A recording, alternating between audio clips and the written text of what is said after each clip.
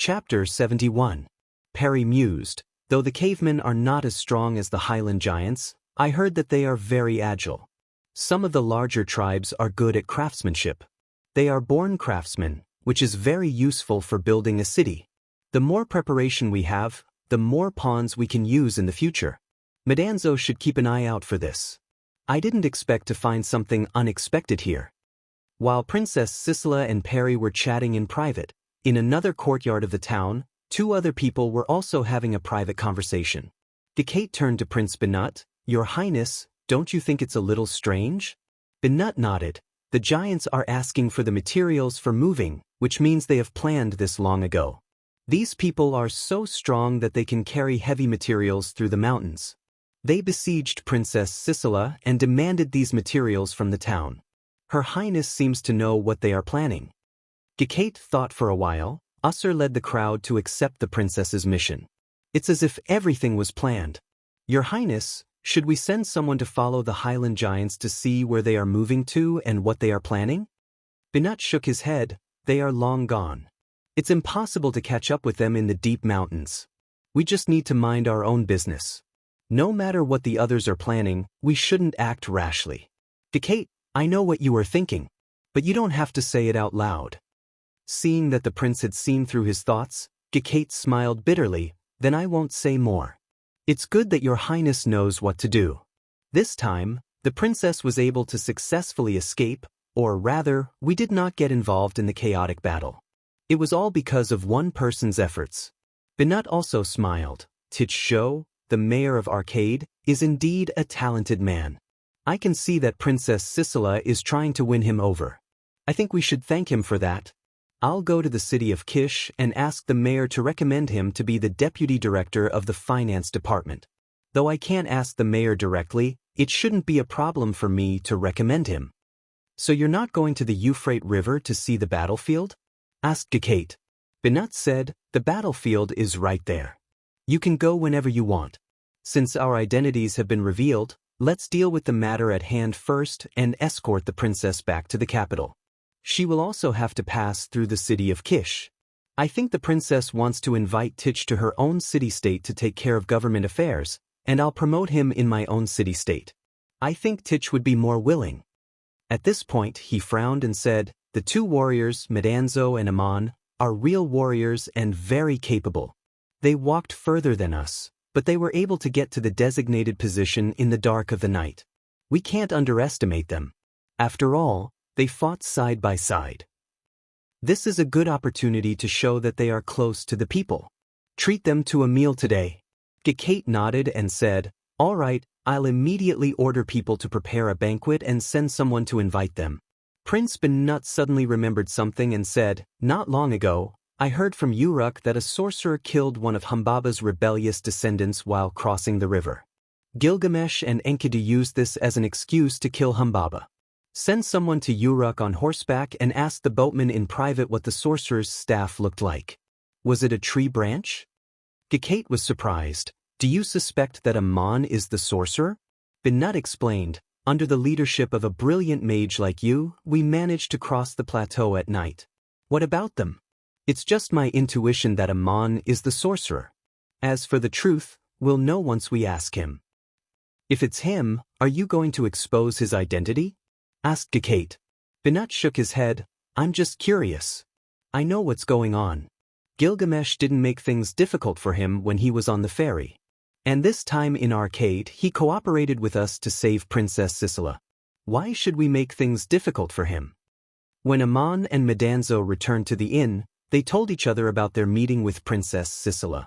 They were glad that the sorcerer's identity had not been exposed. Amon smiled and said to Madanzo, I'm glad to see you recovering from your pain. You're so excited and enthusiastic now. Congratulations on regaining your noble status. But you look a little infatuated. You've been staring at Princess Sisela the whole way. Madanzo answered awkwardly, Ammonius, what are you talking about? I only admire and worship Princess Sisela. From now on, she's my idol. Amon patted his shoulder and said, good, very good. Follow your idol back to Babylon City the day after tomorrow. Madanzo hurriedly explained, Amon, you're my only god. I only admire Princess Sicila. Of course, I'll follow your guidance and follow you. Aman said, I know what you're thinking. Princess Sicila is charming and she's repaid you. It's only human nature that you're willing to serve her. It's not that you want to leave, it's that I want you to follow Princess Sicila back to the capital. We planned to part ways after crossing the Euphrates River. I brought you along because I was worried that something might happen to you. I'll teach you the way of cultivation in the future. With your noble status, it'll be more convenient for you to practice. You should go back to the capital first. Take care of your own business and come find me at Link's place. Let's set a deadline. 1 year from today, we will meet in Link's tribe. As they were discussing the time and place for their next meeting, someone came to inform them that Prince Binut had invited them to a banquet. Madanzo asked in a low voice, The prince is inviting us to dinner. Shall we go? Aman answered, We fought side by side. It's not a big deal to have dinner together. Come, let's go. That night, Aman taught Madanzo the rest of the cultivation of the power of two sides until he reached the peak of the 6th level magic and 6th level body arts. Then he left the town of Arcade.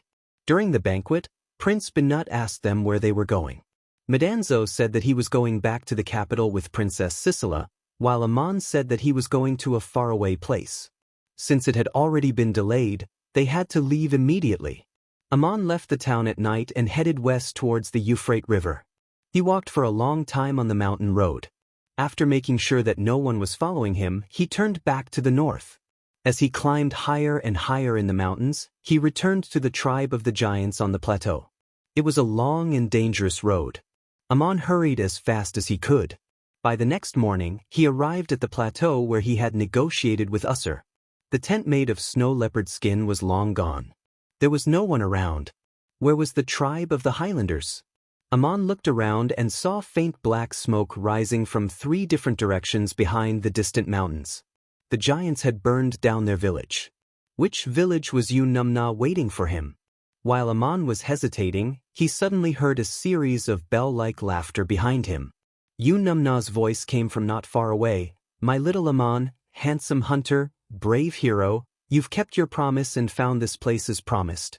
Aman had been using detection magic to keep an eye on the surroundings, but he didn't notice Numna's arrival. This meant that Numna's magic was much better than his. Aman turned around and saw Numna standing a dozen steps away with a faint smile on her face. She was wearing a long golden dress and her long hair was hanging loosely over her shoulders. The long dress had a different luster, like starlight or water. It wrapped around her beautiful body and made her look very attractive. Aman leaned on his staff and bowed to her. You said you'd come back for me, and you've come? Numna covered her mouth. Oh, Aman, you're my savior. Why are you talking to me so politely? Don't you know who Numna is? Why did you get involved in Princess Sicila's trouble? Aman told the truth. Saving Princess Sicila is not a big deal. The princess has her own ways to escape. But I saw you with my own eyes when you left with Gilgamesh. I thought you were his fiancée, Princess Sicila. Inanna let out a burst of happy laughter. Her skirt swayed as she laughed. So that's what happened, my little Aman. You are so cute.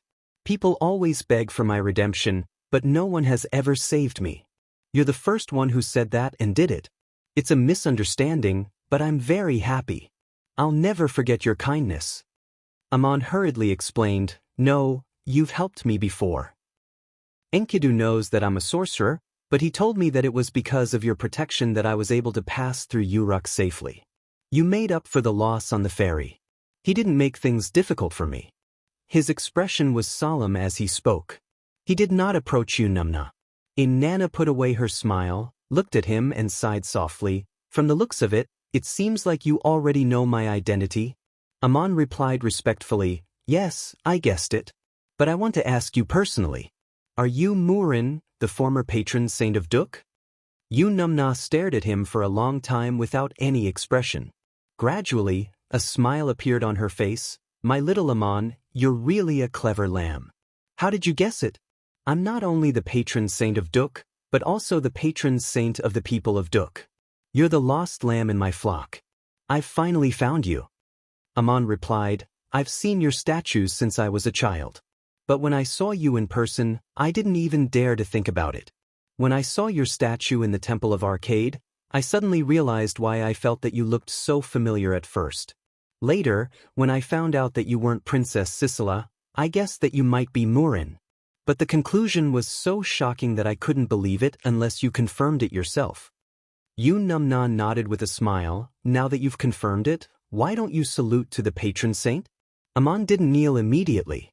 He thought for a moment and asked, Duk is no longer here. Maybe it's not your fault, but I have a question. Yu Numna was stunned. Ask away. Aman asked, the oracle that almost cut off one of my fingers, was it left by you? Yu Numna answered calmly, I left it. It's the oracle of the patron saint of Duk. Duk is my realm.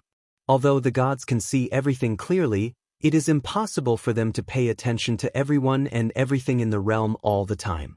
You almost had a finger cut off in front of my shrine. I didn't know about it until after the fact. Why, do you hate me because of this? Aman asked again, since the gods can see everything clearly, do you know what I'm thinking about? Inanna looked at him. Her eyes seemed to be more and more interested, but she still answered calmly, as a god, I know your emotions, anger, sorrow, and joy, and every emotion hidden in your heart. I also know your body's reaction, even the slightest trace. I can tell if you're lying, but I can't directly know what you're thinking. To show your loyalty to the patron saint, tell me yourself. Aman replied, I don't hate you. On the contrary, I salute you for the oracle, because someone explained to me the origin of the divine spirit. Otherwise, why should I kneel to the patron saint who doesn't protect the people of Duk anymore? He knelt down and kissed the soil on the ground.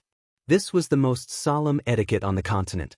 In the past, when his drunkard father brought Aman to the shrine to see Murin, he also saluted like this. Yu Numna's expression was a little awkward. Her expression changed a few times, but finally, she showed a charming smile. She walked over and reached out her hand to help Aman up from the ground. She naturally held his arm. Her soft and elastic chest was pressed against his arm, just like the two of them used to stroll in the grassland.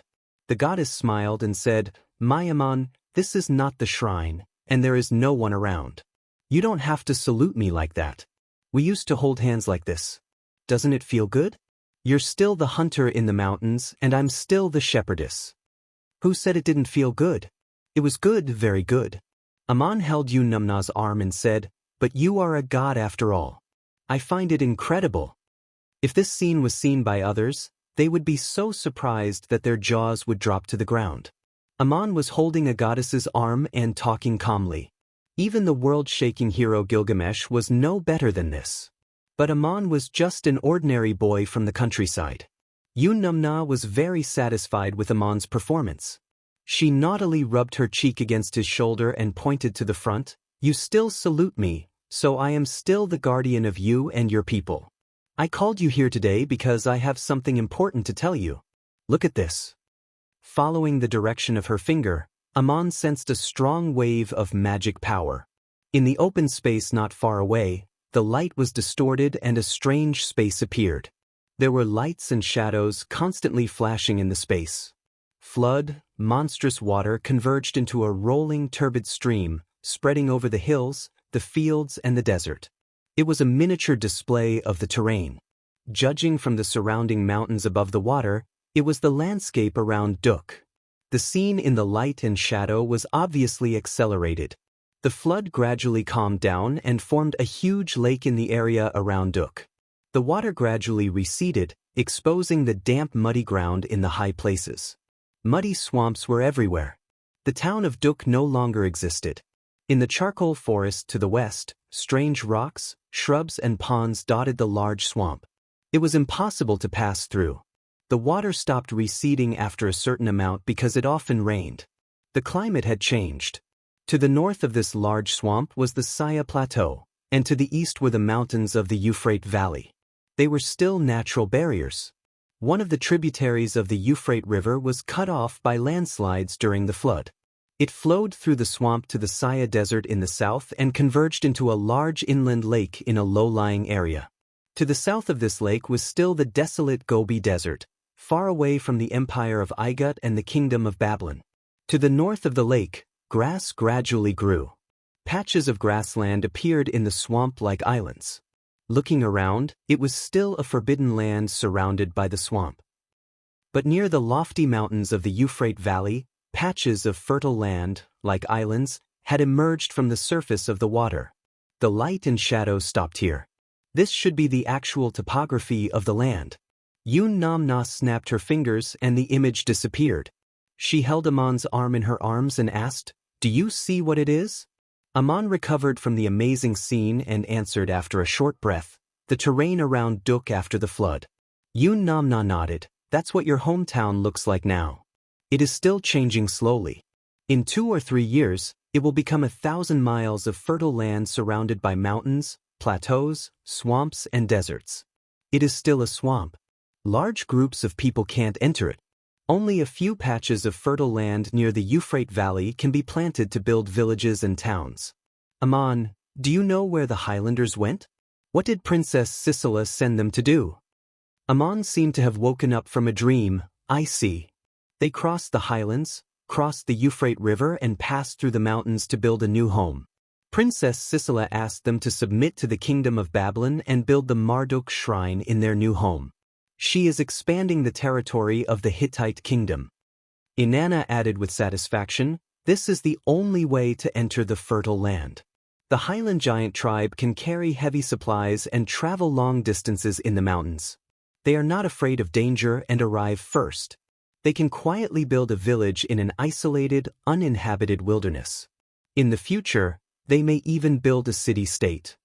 Amon exclaimed, "She is indeed a princess. She is so far-sighted. But isn't she afraid of provoking a dispute with the Hittite kingdom?" Chapter 72. Amon's request. Amon was silent for a long time. Many thoughts flashed through his mind. Finally, he nodded and said, "Of course I want to. After all, that is my hometown. But I am the only one left in Duk. What's the point of doing that?" Yun Numna hugged Amon's arm tighter. "Of course it's meaningful. It's meaningful for both you and me. That is the land of Duk and my realm. You can build a kingdom and become a king. Our children and grandchildren will inherit the kingdom from generation to generation. And I will become the kingdom's chief god. You are not alone. There are still survivors of Duk living in faraway places. You have to lead them back to their hometown and build their own kingdom." Amon was pleasantly surprised. "I'm not the only survivor of Duk? Who else is still alive? Are my father and Mayor Dusty among them?" Yun Numna said, "Everyone in the town died. Your father and the mayor were not spared. But there are still a group of survivors who have become slaves in a foreign land. If you want to lead them back to their hometown and build a kingdom, I will guide you on how to find them and what to do. I have an agreement with Enril. As long as you do not challenge him, he will not hurt you or stop you from returning to your hometown. This is what I can do as the protector." Amon said, "Challenge Enril? How can I do that?" Of course, he did not have the ability to challenge the gods, at least not yet. But maybe in the future. The mission Crazy Ol gave him was to unravel the secrets of the gods, find the way to become a god, and even become a god himself. Of course, he could not say these words out loud. Yun Numna smiled, "So you don't have to worry about this. All you have to do is to lead the descendants of Duk back to their hometown and build your own kingdom. The gods will not interfere in these things directly. You have to do everything by yourself. But I can guide and help you." Amon asked, "Can you tell me where they are now? I want to find them." Yun Numna gently shook her head. "No, it's useless to tell you now. I won't tell you unless I see that you can do it and are working hard to realize your dream. I heard that you have a good relationship with the caveman tribe. I also know that you have been there for a long time. You can actually follow Princess Sisela's example and guide the cavemen to move out of the mountains and build a village there. Then you can train and equip them to protect their homeland." Amon frowned. "Will they be willing?" Yun Numna giggled. "You're smart, but sometimes you're silly and adorable. Who would be willing to continue living in the treacherous mountains when there's fertile land? They'll only be grateful for your help and guidance." Amon asked again, "But the Highland Giants have already gone there. Won't there be any conflict?" Yun Numna explained, There are thousands of miles of fertile land there. A few tribes are like drops of water in the ocean. You can choose where you want to establish your foothold. There's no need to fight for a place. At present, it's still a dangerous place surrounded by swamps. The only way to reach the island is from the direction of the Euphrates Valley.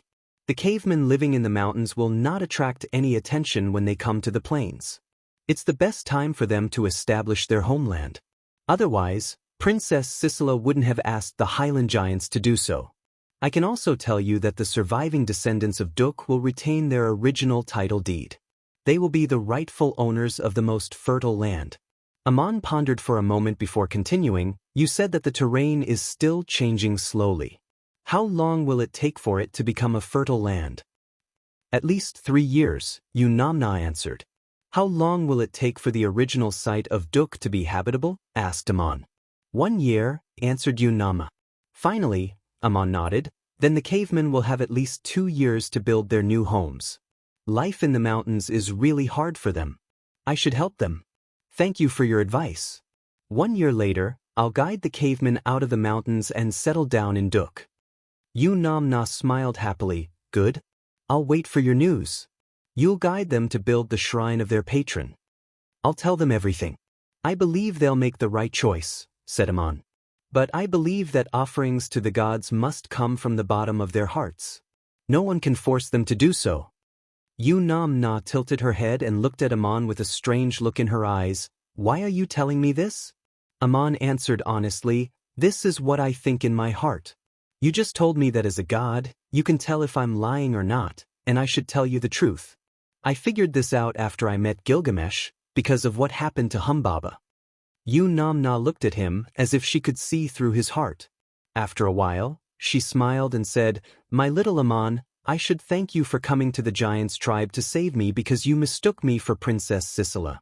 I'll tell you the whereabouts of the survivors of Duk in the future. But now, you can make another request. As long as it's within my power, I won't refuse. Aman turned his head and looked into her eyes. He asked seriously, Really? Of course. I'm your patron, said Yunam. I want to ask you about the secret of the gods. Can a mortal become a god? If so, how? Asked Aman. Yunamna let go of his hand and took a step back. Good heavens, Aman, you're really bold. Gilgamesh asked the same question, but he didn't get an answer. This is impossible. Judging from her tone, it was hard to tell whether she was telling Aman that a mortal can't become a god, or she was telling him can't. Aman didn't expect to get an answer from Yunamna, so he said again, Then I only have one thing to ask of you. I heard that people will go to the underworld after death. I also want to see my father and the survivors of Duk, even if it's only their souls. These were the 2 things Aman cared about most. Unraveling the secret of the gods was his responsibility and promise, and seeing his father was his deepest desire. A young man who had left his hometown suddenly heard that it was destroyed by a disaster. Not being able to see his family for the last time was his greatest regret and pain. Since he could make a request to the gods, how could he not ask? Yunamna's expression changed. She finally lost her smile and looked at Aman without saying anything for a long time. Aman took a few steps back and knelt down again. My patron, the past and present patron of Duk, can you fulfill this request of mine? Yunamna stood up straight, her skirt hanging down, and her tone changed. She was like a majestic goddess. Not everyone will go to the underworld after death. The so-called underworld is not what mortals think it is. I do know where the souls of many Duk residents go, but I advise you to change your mind. It's not a place you can go, and you may not be able to come back. Aman asked again, Can you do it? Yunamna nodded expressionlessly. Yes, I can. Aman continued, There are many things I'm not sure if I can complete. For example, you asked me to lead the descendants of Duk back to our hometown to rebuild our homeland. I can only try my best to do it. But this is my most urgent wish now. May I ask, patron, is it possible for me to come back even if I may not be able to come back? Yunamna, yes, it's possible that I may not come back, but it's also possible that I can come back. If you want me to help you come back again, that's another request. Aman, I dare not make any additional requests to the gods. But if you are really the patron of the Duk people, please let me enter the underworld to see my father and Mayor Dusty. If you can protect me and help me return to the human world, I will do my best to rebuild Duk, to make it a new home and even a kingdom. I will guide my people to rebuild your shrine, and sincerely worship you as the eternal patron. Yu Namna was silent for a long time, as if she was thinking about something. She looked a little hesitant. Amon knelt on the ground silently, waiting for the answer of the goddess. After a long time, Yu Namna finally sighed and said, "The underworld is in the human world. I will send you there. As for whether the person you want to see is there or not, I'm not sure. I will also try my best to bring you back. If you are unfortunate enough to be trapped in the underworld, you can find a way to escape." Amon bent down and kissed the soil under Yu Namna's feet. "Thank you for your blessing. When will we go?" "Yu Namna, I have to make some preparations. I will wait for you here in 3 days. Come back in 3 days." When Amon raised his head again, the goddess had already disappeared. That night, Madanzo was packing excitedly. In fact, there was not much to pack, but he kept polishing his weapons and armor. They gleamed under the light. The more he looked at them, the happier he became. He was going back to the capital with Princess Sisela the next day. He still remembered how disappointed he was when he left his hometown, but he never thought that he could go back in such a glorious way. At this moment, he suddenly heard someone say from behind, "This armor is blessed by magic. It can shake off all the dust with a flick. There's no need to polish it like this." If it was someone else's voice, Madanzo would have pulled out his weapon and jumped to his feet. But this time, he turned around in surprise and said, "My Ammonius, why are you back?" Amon pointed to the stool next to him and said, "Sit down and tell me slowly. I forgot something and came back to tell you. I also heard something else that I need to clarify with you." After Amon sat down, Madanzo sat down and asked, "What did you forget to tell me?" Amon said, "The carriage and horses are not mine. A merchant named Leskutli from Uruk lent them to me for temporary use. I have to return them to him." Madanzo said, "You can take them with you this time. I'm going to town to buy a real warhorse. Although the carriage is good, it's not a knight's warhorse." Amon waved his hand. "When you leave the carriage and horses at the inn. Pay them enough to take care of them. I'll come back for them later." Madanzo said, "No problem. Is there anything else you want to tell me?" Amon's expression turned serious. "I'll just mention the carriage in passing. There's one more important thing that you must pay attention to. I heard you tell me about the princess's summons yesterday. She specifically asked if you have a good relationship with the cavemen and might send you on a mission, just like Usser." Then he leaned over and whispered in Madanzo's ear for a long time. Madanzo looked more and more shocked and nodded repeatedly. After Amon finished, he patted him on the shoulder and said, "This is just my guess. If Her Highness really orders you to do this, I don't think you can refuse. But this is related to the gods, so don't make promises." Madanzo let out a long breath and patted his chest. "Ammonius, thank you for reminding me. If this really happens, I know what to do." After thinking for a while, he smiled again and whispered, "If Link's tribe really builds a village and a temple, they won't worship any other gods. You are the only god." Amon gave him a punch. "It's fine if you think about it in your heart, but you can't just say it like that." Madanzo stuck out his tongue. "Of course I understand. Don't worry." Amon nodded. "That's good. We'll meet in Link's tribe in a year's time. Whether Princess Sisela asks you to do this or not, I'll guide them to the fertile land in the swamp to build a new home. 3 years later, I'll lead the descendants of Duk back to their hometown. The fertile land will be large enough for hundreds of thousands of people to live in. But for now, all this is still a secret. Don't tell anyone, and don't let anyone know what you already know." Madanzo nodded seriously. "Ammonius, I'll remember it. I'll do as you say." 3 days later, Amon came to the plateau again. Yu Namna was already waiting for him. No, Murin was waiting for him. She looked like a goddess today. She was still wearing the same golden dress. Her figure was still as attractive as ever. But her dress was glistening under the sun, as if it was made of flowing metal. She wore a golden crown, a wreath of gold, and in her hand she held a staff that looked like an ivy vine with green leaves. She wore a necklace of celestial stones, the best that could be found in Duk. She wore earrings with pendants that looked like twinkling stars. She wore a pair of golden bracelets on her slender arms, and on her ample bosom, in the bosom of her dress, was a golden flower. This was how Aman saw her statue in the shrine when he was a child. But the cold, celestial statue was not as glorious as the living goddess. He bowed to her. "Great Murin, thank you for agreeing to my request. I'm ready to follow you to the underworld." Murin looked at him and shook her head. "You don't have to thank me. I'm just thanking you for saving me, because no one has ever done that. I don't have the confidence to bring you back from hell on the spot, so please be mentally prepared. If you get trapped in hell, don't eat anything there, and don't drink a single drop of water. Only by protecting your own soul will you have any hope of escaping. When we meet again in the sun, you can call me Yun Namna. I like this name." Murin asked Aman to get up and follow her. She told him not to ask any questions along the way. They were walking towards the depths of the Saya Plateau, towards the source of the Euphrates River. The mountains were rugged and steep.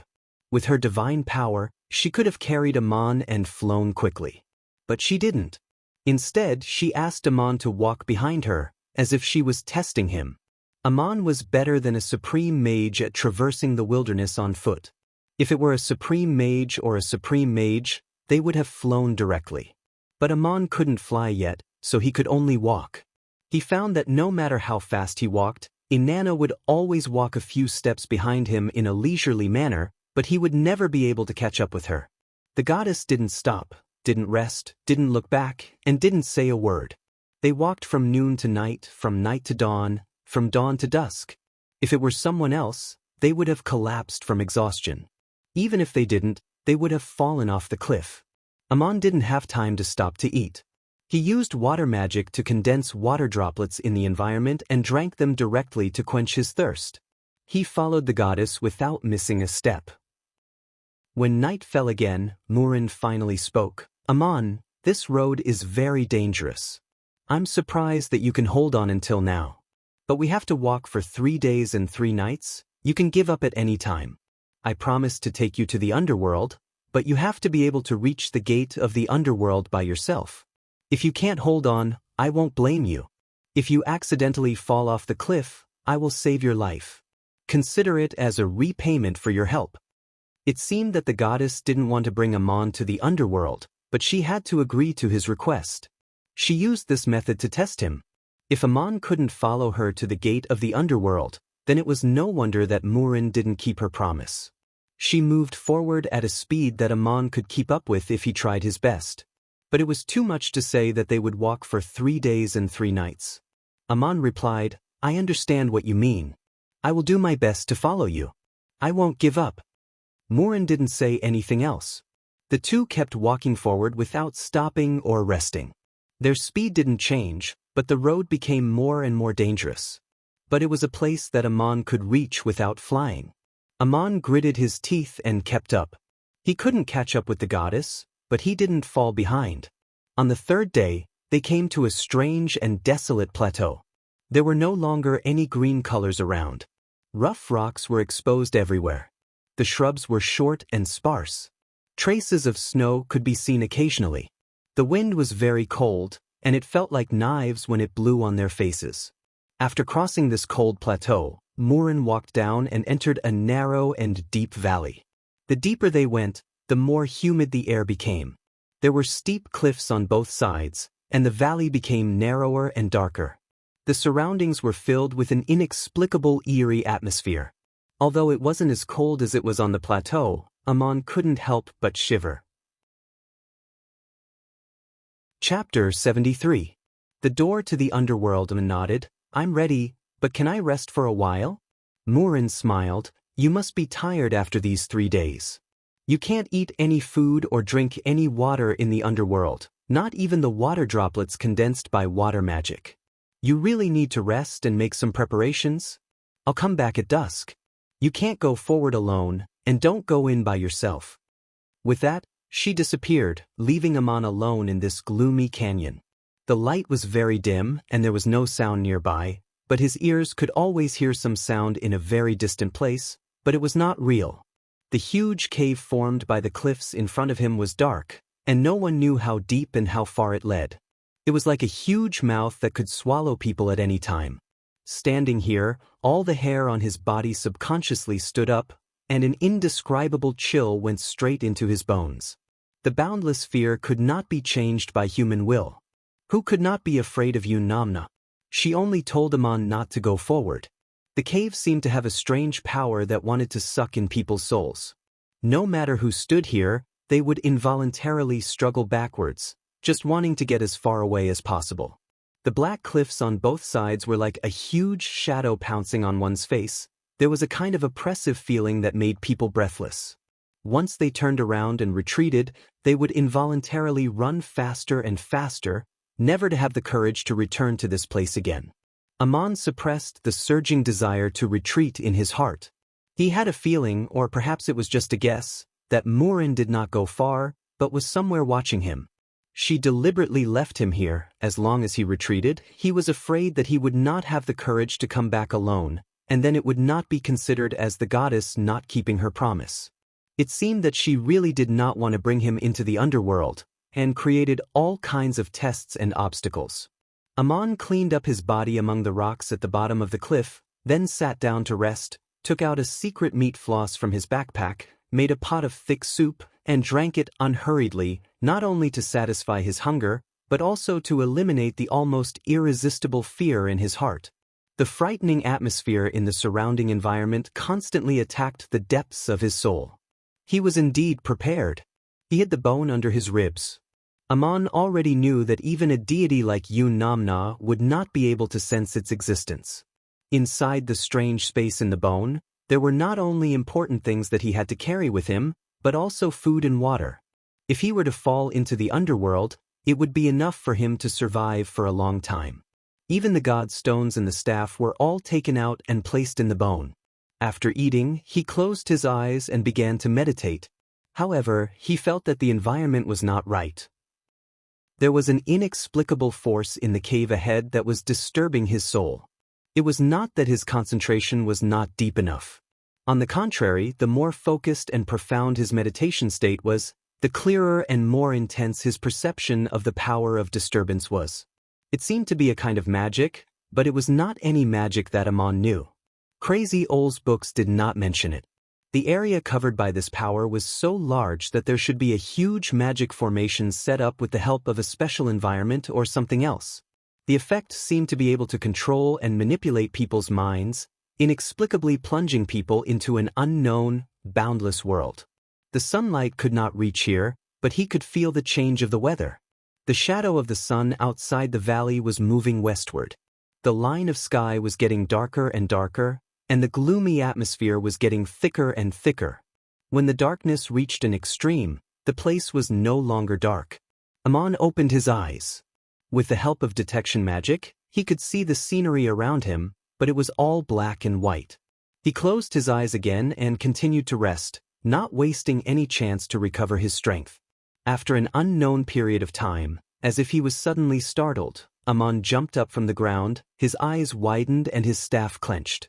He felt the eerie power suddenly surge out of the huge cavern in a silent explosion. Something was coming out. Looking up, there was indeed a figure floating out of the cave, wrapped in darkness. At the same time, a voice drilled into Aman's mind. "Who are you? How dare you stop in front of the underworld of Queen Kella?" The voice gave people the feeling of something cold and slippery attached to the bones, making people shudder. But Aman felt a little strange. This person did not seem to be a god or a ghost. He should be a living person. Detection magic could detect his existence. This person did not deliberately hide his breath, and his body was also real, but Aman could not sense anything more. He only felt that this person was unfathomable, and his magic realm was far higher than his. Aman tried to keep his voice calm and not let his voice tremble. He bowed deeply and said, "My name is Aman, and I came here with Murin. I want to enter the underworld to see my dead relatives." The voice suddenly became sharp. "Nonsense, how did Murin come to the realm of King Kella? He's not talking nonsense. I did bring him here." Gatekeeper of the underworld, please inform King Kella. Murin's voice came from behind again, and then she had already appeared, walked past Amon, and walked in front of the gatekeeper of the underworld called Nettie. In this strange dark world, Murin's figure was the only thing with color and light. She was not blended into this gloomy world. Nettie bowed deeply and said, "It is really you, Murin, but your sister will not welcome you into her realm." Murin said coldly, "That is a matter between the gods. You just need to inform the underworld." Nettie bowed again and stepped back, disappearing into the darkness. Muyun's voice sounded in Amon's mind again. "Amon, I deliberately left you alone in this gloomy place. If you cannot protect your soul in this environment, you will also be lost in the underworld. In front of you is the underworld of Anunnaki, the realm of my sister Kella." The voice of the goddess contained a strange message magic. Not only did Amon hear her words, but there was also a series of explanations directly imprinted in his mind. The so-called Anunnaki was not the name of a certain god, but a group of gods or a divine clan. The gods Amon knew, Anu, Enlil, Marduk, Murin, and the master of the underworld, Kella, all belonged to this divine clan. Murin also vaguely explained another kind of information, such as the legend that Enlil was the uncle of Marduk and the grandfather of Muyun. These were not relatives in the human world, but just a way of expression that mortals could understand. What was really going on was not clear to Amon, and the queen of the underworld, Kella, was really Muyun's sister. The divine realm of the Anunnaki divine clan was very wide, including the vast territories of Assur, Hittite, and Babylon.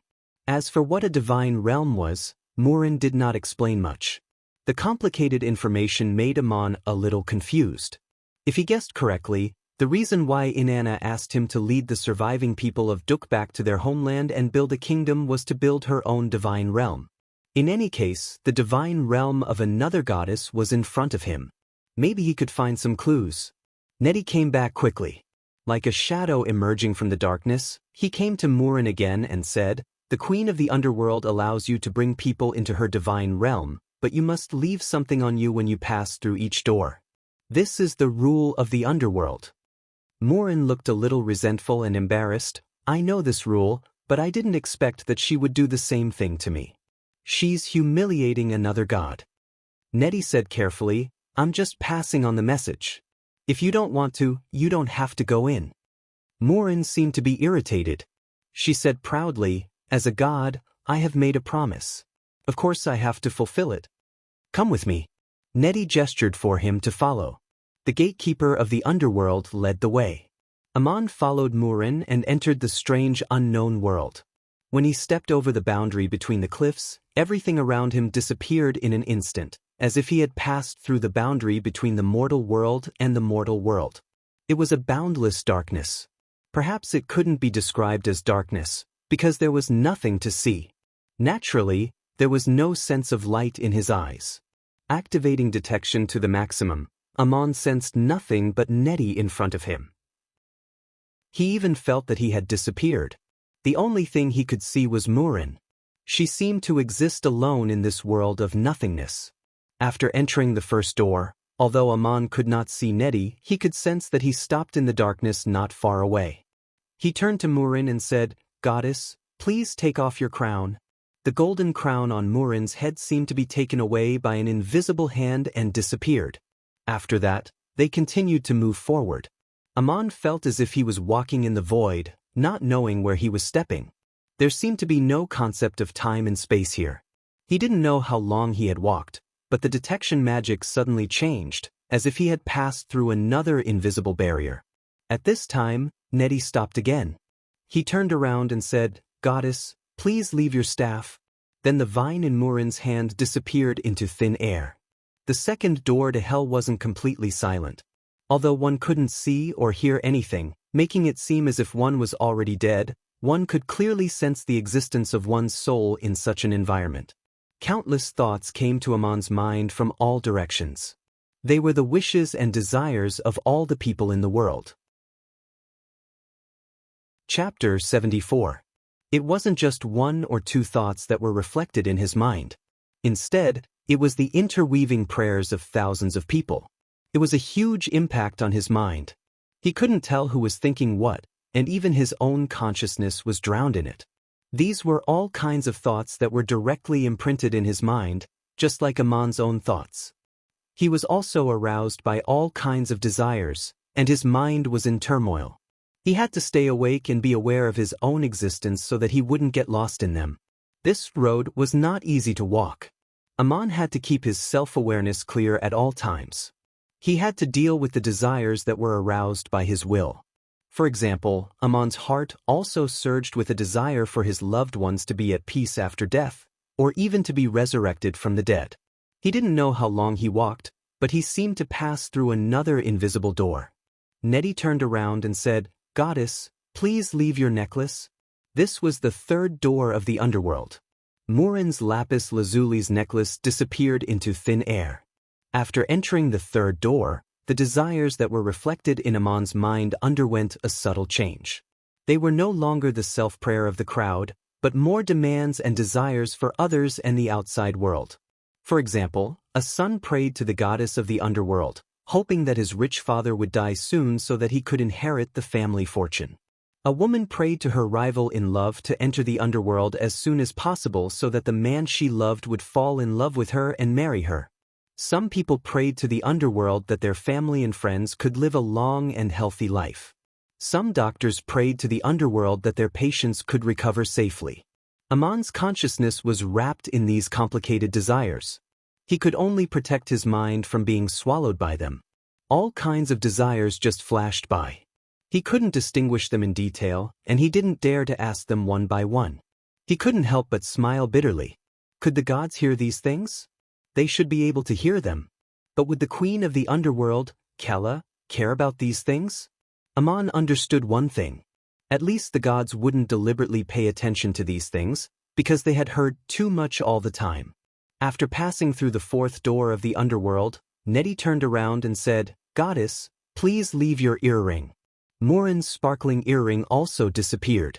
After entering the fourth door, what entered Amon's mind was no longer pleading and praying, but all kinds of curses, resentment, and abuse.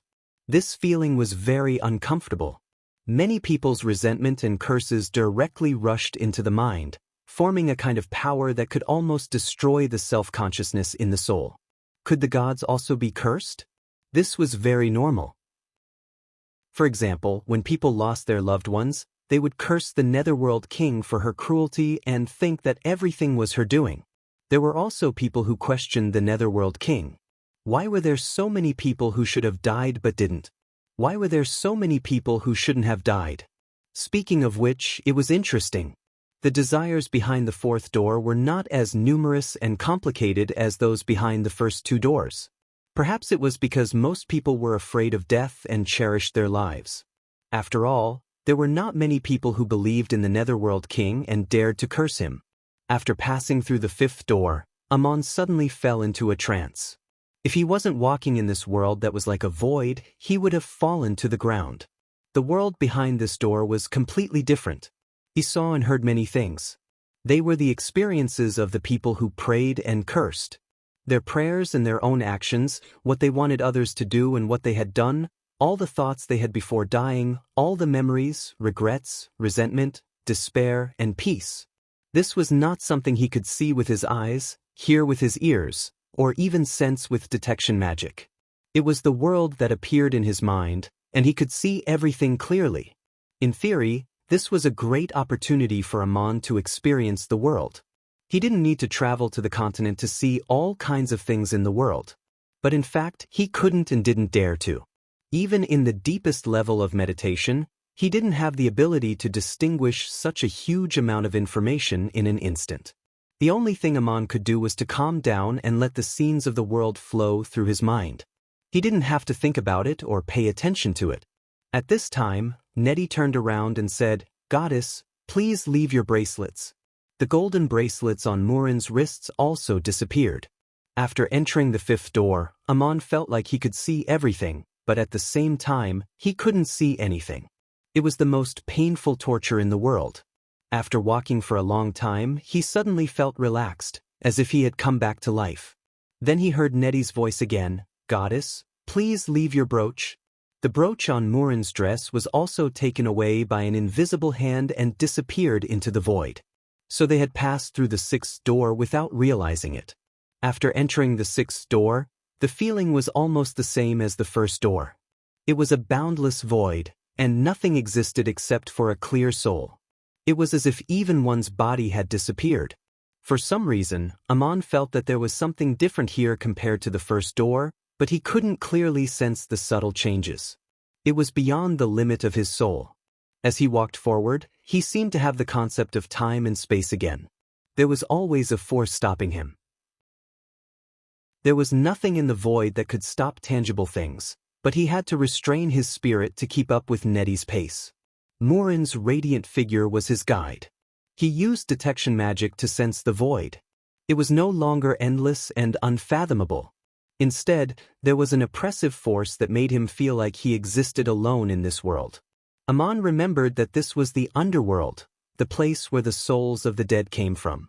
Since ancient times, people had asked themselves this question.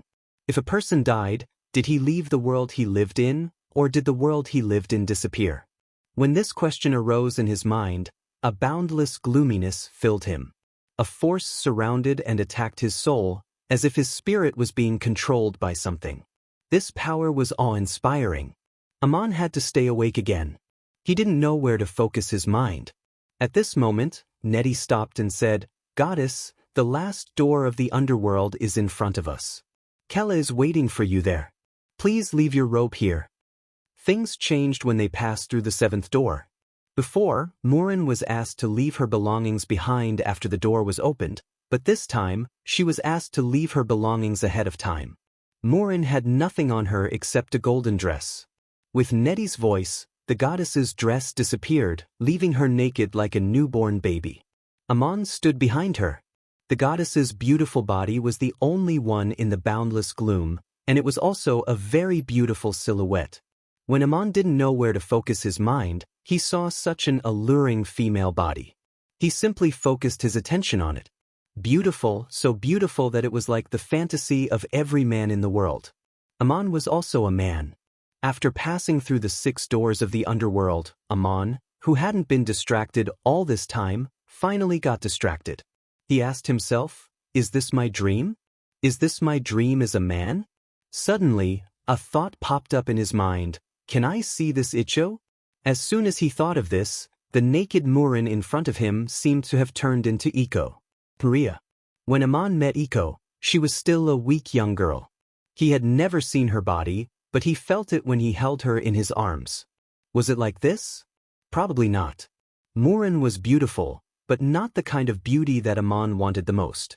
Or rather, not the kind of beauty that he dreamed of. If Murin knew what Aman would think when he saw her naked body, she would be very angry. But as the goddess said, she could feel all kinds of emotions and feelings in Aman's heart, but she couldn't completely understand what he was thinking. As Aman stared at Murin's beautiful body, an uncontrollable desire surged in his heart. Suddenly he heard Murin's voice, "Bad boy, you're lucky. But now is not the time to think about it. Don't talk to my sister. She won't ask you anything." Then the goddess scolded, "Nedi, if you dare to look back, I'll seal your eyes forever. It's not fair, it's not fair." Aman saw everything, but Nedi can't even look back. Suddenly his eyes lit up. It was as if he had traveled from the world of nothingness to the real world. Only then did Aman realize that he hadn't gone anywhere else. He was walking in the huge cave. In front of him was a hall formed by a rock cave, but it was splendidly decorated with all kinds of precious treasures. At the top of the cave, many god stones emitted a soft light, like a starry sky. There was a luxurious chair on the platform in front of him, and a woman was leaning on it. She held a staff and wore a golden crown on her head. She looked at Murin, who had just passed through the door and appeared in the cave with a faint smile. Her face was vaguely similar to Murin, and her long brown hair draped over the armrests and reached the ground. Aman had seen this person before. In the shrine in Arcade, he had seen a relief on the wall, and Murin was among them. Only then did he realize why this woman looked so familiar. The woman in front of him was also among the reliefs of the gods. Her facial features and figure were almost perfect, but the bridge of her nose was a little high, and the tip of her nose was a little sharp. There was a profound and awe-inspiring aura in her eyes. She should be the legendary queen of the underworld, Kella. My sister, I'm glad to see you like this. Why did you come to my realm? Kella did not get up from the chair, but her eyes were looking straight at Murin's naked body. Her expression was clearly mocking and humiliating. Under the light of the parangons all over the cave, Murin's alluring body was clearly visible. Her plump breasts, slender and strong waist, and the shallow pubic hair tucked between her legs under her lower abdomen were all clearly visible. Murin stood so shamefully in front of another goddess. It was such an embarrassing scene, but she straightened her chest and said with a straight face, "My sister, the queen of the underworld, I have brought a child with me. He is a survivor of the town of Duk. I have brought him to see his family for the last time. They are the people who are protected in my realm, so I can make such a request." Kella said in a mocking tone, "Child? I don't think he is a child, is he? Well, he is indeed a child. Murin, you can indeed make such a request." She did not know what the queen of the underworld meant. Although she was talking about Amon, her eyes never looked at her, as if she did not care about the existence of a mortal like Amon. Kella gently waved her hand, and Amon suddenly left the hall where the two gods were. He did not know what kind of world he had come to. It was a bit like the situation behind the first door of the underworld, surrounded by boundless void, as if the world did not exist, or he did not exist. Amon used detection magic to check the surroundings and found that there was a dark shadow in the void, and then it condensed into the appearance of many people. Amon recognized his father at a glance and hurriedly rushed to him, opening his arms and trying to hug him. However, Amon hugged empty air. His father's soul was in front of him, but it seemed to be very far away and not something he could touch. He hurriedly shouted, "Father, it's me, Amon. Your son has come to the underworld to see you." But his father did not respond, as if he could not hear Amon's voice. In a hurry, Amon used message magic to turn what he wanted to say into a message directly into his father's soul. The soul that did not respond suddenly seemed to be awakened. His father lowered his head and looked at Amon with tears in his eyes. "My son, is it really you who is back? Where is this, and what happened to me?" Did his father not know that he was dead? Or perhaps his soul had always been imprisoned in some strange state. Amon cried, "Father, this is the underworld. I have come to find you who have passed away." His face was already full of tears, and he had thousands of words to say, but he did not know how to say them. His father seemed to be greatly shocked when he heard this. He raised his eyes and looked forward, murmuring to himself, "Yes, I am dead. The flood from the Saya Plat. Son, my son, I just want to tell you one last thing. Don't live like me." Amon hugged his father's legs and replied with tears in his eyes, "Father, I have finally seen you and heard your voice." His father lowered his head and looked at Amon with a gratified smile. Amon looked up at his father and found that his father's face gradually changed into the youngest and most handsome appearance of his life, and then disappeared in Amon's arms. Tears dripped down and passed through Amon's body, but he did not know where they fell. Amon wanted to cry out loud. This was really the last time he would see his father, and he would never see him again. But at the same time, he had a feeling that his father's soul should be free, leaving this world of the underworld and no longer being manipulated and controlled by some power. Amon knelt in the void and cried, knowing that he would never see his father again. Did he leave behind even more regrets after completing this last wish of his? His heart became empty, and he did not want to think about anything anymore. At this moment, a man walked out of the heavy shadows and came to Amon and said, "It's you, Amon? You are not dead, but you can enter the underworld." Amon was taken aback. His father's soul had not sensed anything just now, and he had to use message magic to wake him up. But this man's soul could walk directly to him and speak. He looked up and saw that it was Mayor Dusty. Mayor Dusty seemed to see Amon's surprise and explained to him, "I don't know why I can see you, but I suddenly heard your voice just now, as if I was awakened from a deep sleep and realized what had happened. I used to be a mage, a priest of Duk, and I know how to guard my mind." Amon stood up and said, "Mayor, don't you know that you are dead?" Dusty showed a sad expression. "When that moment came, many desires blinded my mind, like shackles that entangled my soul. Thank you for coming here and awakening my soul. Child, I have 2 things that I must tell you in order to be free." "Lord Mayor, if you have something to say, just say it." Dusty said, "My son Moses is studying in the academy of the city, and his servants are also residents of Duk. When the disaster came, I happened to send a group of people to the city to pay tribute, and at the same time, to bring something to Moses. They should have survived together. I don't know how the child is now. If you can get out of here, please find him and help him. All the title deed of Duk is in the hands of Moses. I hope you can guide them to rebuild their home. If Duk is no longer suitable for living, then find another land, at least its descendants are still here." His wish was actually the same as Murin's. Amon finally understood who the other survivors of Duk were. Amon came to the underworld to find his father. How could he refuse another father's love for his son? He nodded and said, "Mayor, please rest assured, I promised the gods to do this, and of course I will promise you. I will find Moses and guide him back to his hometown to rebuild his home. After the flood, that place will become a fertile land." Dusty showed a gratified smile and nodded. "The second thing I want to say is related to this place.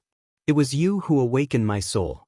When I woke up, I realized that the underworld I was in was actually a space that imprisoned souls. The master of the underworld was using a kind of magic to manipulate the souls of the dead. Although I don't know what her purpose is, I know that this is not the true home of the soul after death. At this moment, I seem to see my whole life and understand the doubts of this life. Thank you." After saying this, Dusty's soul slowly disappeared in front of Amon, but Amon stood there without moving. He had a strange feeling that he had traveled through Dusty's life, but this moment was so long that it could even subvert people's understanding of the concept of time. When he came back to his senses, Dusty had already disappeared. Amon felt like he had just had a dream. He had witnessed all this, but he also felt like he could not remember anything. Looking ahead, there were many familiar figures, including Shag, who had framed him, and Maki, who had died long before the flood. Amon suddenly realized that he seemed to have gained an ability that allowed him to feel the emotions of these people, as well as their emotions. Wasn't this the ability that Murin said only the gods had? Amon felt that this ability was not gained, but awakened from forgetfulness. Was it because he was facing a soul instead of a real living person? Amon ignored Shag and Maki who were nearby and walked past them to another person. It was his neighbor's aunt, the woman who often sewed clothes for him. He used a divine message to wake her up. Souls could not lie. There was no disguise. They were completely exposed. As more and more people talked to him, more and more souls disappeared from the underworld. Not long after, Amon suddenly heard an angry voice shouting, "Murin, I'm afraid the person you brought here is not just to see his family. He has let too many souls escape from my underworld. I cannot tolerate this kind of behavior. This person must stay and receive punishment." When he heard this voice, all the souls around him disappeared. Amon fell into the boundless world of nothingness again. Then he heard Murin's voice again. "Queen of the underworld, the magic of the dead has its own rules." Amon did not mean it. "Kella, but he lets so many undead go, I can take him as my slave to make up for it. This is my realm." Murin also shouted sullenly, "He is a lost sheep in my flock. I must bring him back." Kella replied with a sneer, "You brought him here, of course, you can take him away. My sister, as a god, you should know the rules here. You can exchange another person for Amon. But for you, I have an additional condition. The person who will exchange him must be a man, and it must be a man you have loved. Nettie, see the guest out." After this, Amon did not hear Murin's voice again. The underworld was filled with the chanting of Kella. This song was very familiar to Amon. It was the song that Gilgamesh sang when he met Yunamna. Which person have you loved never changed your heart? Once a young lover, how many times did he cry for you every year? The shepherd you loved piled the most delicious snacks in front of you, slaughtered the most beautiful lambs to feed you, but in the end he was whipped and turned into a wolf. The bird you loved had its wings broken, the lion you raised wandered with wounds. Kella's song gradually dissipated, like the souls dissipating in the underworld, and everything fell into endless silence. Amon realized that he had encountered the worst situation he had expected. He was trapped in the underworld and could not get out. Kella made a condition to Murin, asking her to exchange a man she loved for Amon. Amon knew that he was not the only surviving descendant of Duk. If Murin wanted to rebuild the realm, she did not have to look for him. It did not seem worth it, and it was unnecessary to do so. Before entering the underworld, Murin told Amon about this possibility and said that he could wait for her to rescue him, or find a way to escape by himself. It seemed that this time Amon had to find a way to escape by himself. But how could a 5th-level sorcerer like him escape from this seemingly endless underworld? Chapter 75. Send me back to the Igut. Amon's current situation was his own doing. He had awakened too many souls and freed them. He couldn't help but ask himself, if I had known this would happen, would I still have done what I did? The answer was yes. He would still have done what he did. He couldn't just watch the souls of his father and Mayor Dusty be imprisoned in the underworld. While he was thinking about this, Amon was also using detection magic to check the void around him. When he saw someone suddenly appear not far away, he hurriedly turned around. The gatekeeper of the underworld, Nettie, emerged from the darkness with a black mist-like chain in his hand. He said coldly, Amon, please hand over your soul to me and become the eternal servant of His Majesty the King of Hades. Nettie's voice was cold, without a trace of human emotion. It didn't allow Amon to resist. However, just as the gatekeeper of the underworld approached, before the black mist-like chains in his hands could fully unfurl, he suddenly let out a strange cry of terror, as if he had seen something extremely terrifying. He turned around and disappeared into the shadows, running away faster than he could fly. He saw Amon take out 3 scrolls and throw 2 of them to him. There was also a gray scroll in his hand. Amon's decision was very simple. If he wanted to escape, he should try his best to escape now. If his soul was imprisoned by Nettie, he might never have the chance. The most powerful means he had were the 3 unmarked high-level magic scrolls left behind by Nero. Nero used these 3 scrolls as repayment, which showed how precious and powerful they were. Amon thought that he wouldn't have to use them for a long time, but he didn't expect that he would have to use them so soon. After passing through the 7 gates of the underworld and seeing Kella, Amon judged that he hadn't gone anywhere else. He was still in the huge cave. It was unknown what kind of power Kella had used to set up a strange magic formation that made everyone who entered this place feel as if they had entered another world. It must also contain some kind of extremely brilliant spatial magic and message magic. The silver-white scroll with a slender axis left behind by Nero was called Space Turbulence. It could break the seal of the space barrier and was the best means of escape when trapped in a divine space. However, the casting of space turbulence would produce countless spatial cracks, which could hurt the caster himself. Therefore, it was a very dangerous high-level magic. The other scroll with a golden shaft was called Information Annihilation. It could disrupt the sealed information of divine spells and was a destructive divine spell. High-level information magic combined with spatial magic could not only be used to store and transmit information, but could also be used to create all kinds of disguises and traps. Information annihilation was used for destruction. The effect of these 2 scrolls was just right for the environment Amon was in at the moment. When he took out the scrolls from the bone under his ribs, he also took out the gray scroll with unknown effects, but he didn't throw it out. Nettie, the gatekeeper of the underworld, seemed to know his stuff. When he saw Amon take out these scrolls, he knew that something was wrong and quickly ran away. Amon didn't know which scroll he was afraid of. Information annihilation could disrupt the illusory world created by the magic, and space turbulence could help Amon escape from the divine space, but he didn't know where he would be taken. With his current ability, he couldn't completely control these scrolls, and he might be torn to pieces by the countless space turbulence. But Amon had another way to protect himself. Unfolding the two scrolls, Amon took out the bone from his clothes and unfolded it into an invisible ship in the endless void, entering the strange space.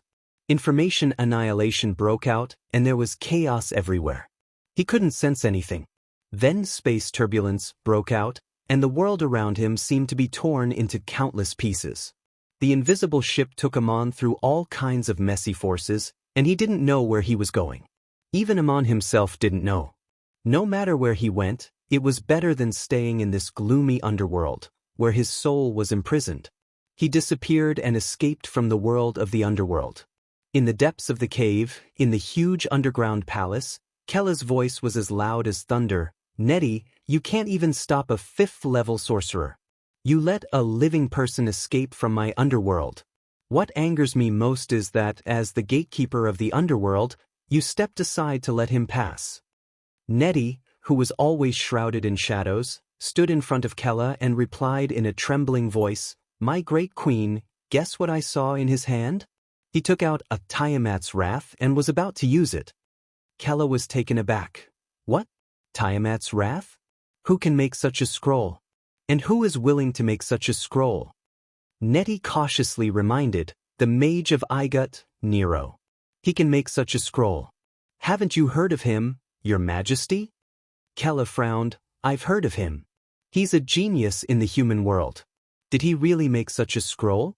But this man died more than 30 years ago. How could Amon know Nero at such a young age? When he came here, I saw that he couldn't have a scroll with him. Besides, using Tiamat's Wrath is suicide, not escape. I can feel it clearly. He didn't use it." Nettie explained, "He just held it in his hand and didn't use it. Instead, he used the other two scrolls, Information Annihilation and Space Turbulence." Kella scolded, "Of course I know what happened in my realm. It was indeed the effect of these two scrolls. Amon is gone." Nettie's voice was very low, as if he was afraid of angering the queen again. "The Information Annihilation made it impossible for you to detect him, but I'm afraid he was torn into pieces by the space turbulence." Kella roared, "If he really wanted to kill himself, he could have just used Tiamat's Wrath. If you didn't run fast enough, you would have died anyway. Why use the two scrolls? He obviously wanted to escape from the underworld. There's only one thing I don't understand. He brought the scrolls in, but I didn't notice the gatekeeper of the underworld. What do you think?" The queen's angry eyes were as terrible as the space turbulence. Nettie took a step back. "Murin? It must be Murin's doing. Only a god can do that. She hates you for humiliating her and wants to embarrass you. She must have colluded with Amon." "How was that possible? Murin was not with Amon when she left, so it was impossible for her to give the 3 scrolls to Amon. Amon's 3 scrolls were suddenly taken out from his body, seemingly out of thin air. As the master of the divine realm, of course, Kella clearly sensed it. But before she could figure out what was going on, the Information Annihilation broke out and Amon disappeared into the space turbulence. But from Nettie's point of view, Murin was the only plausible explanation. The biggest doubt was left to Kella herself. Now there was another problem. If Murin really wanted to exchange someone for Amon, the queen of the underworld would not be able to do so. Even goddess Murin did not expect that as soon as she left the underworld, Amon would escape without a moment's delay. When Murin reappeared outside the cave in the canyon, she had restored her dress, golden crown, ornaments, and staff.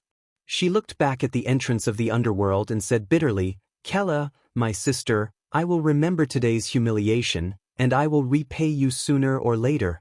Just as she was about to leave, she sensed an inexplicable spatial fluctuation coming from the depths of the underworld. She cursed again, "What the hell are you doing now? Imprisoning Amon and causing such a huge commotion? Are you trying to make things difficult for me? Fine, I'll send someone in exchange for Amon." Her figure disappeared from the canyon, and after some time, she reappeared somewhere in the Assyrian highlands. This was within the borders of the kingdom of Assur, a vast and desolate plain shrouded in clouds and mist. Glaciers and snow could be seen everywhere. Murin walked forward, waved the ivy staff in her hand, and entered a wonderful world that mortals could not see. The vast grassland spread out like an undulating carpet of green. The trickles were so clear that the bottom could be seen as they meandered between the hills. At the foot of the mountain in the distance, flowers bloomed, and among the flowers was a beautiful palace, from which came the sound of dancing music. Who would have thought that there was such a wonderful place in the depths of the Assyrian highlands? If the gods did not open the door, even mortals would not be able to find a trace of it.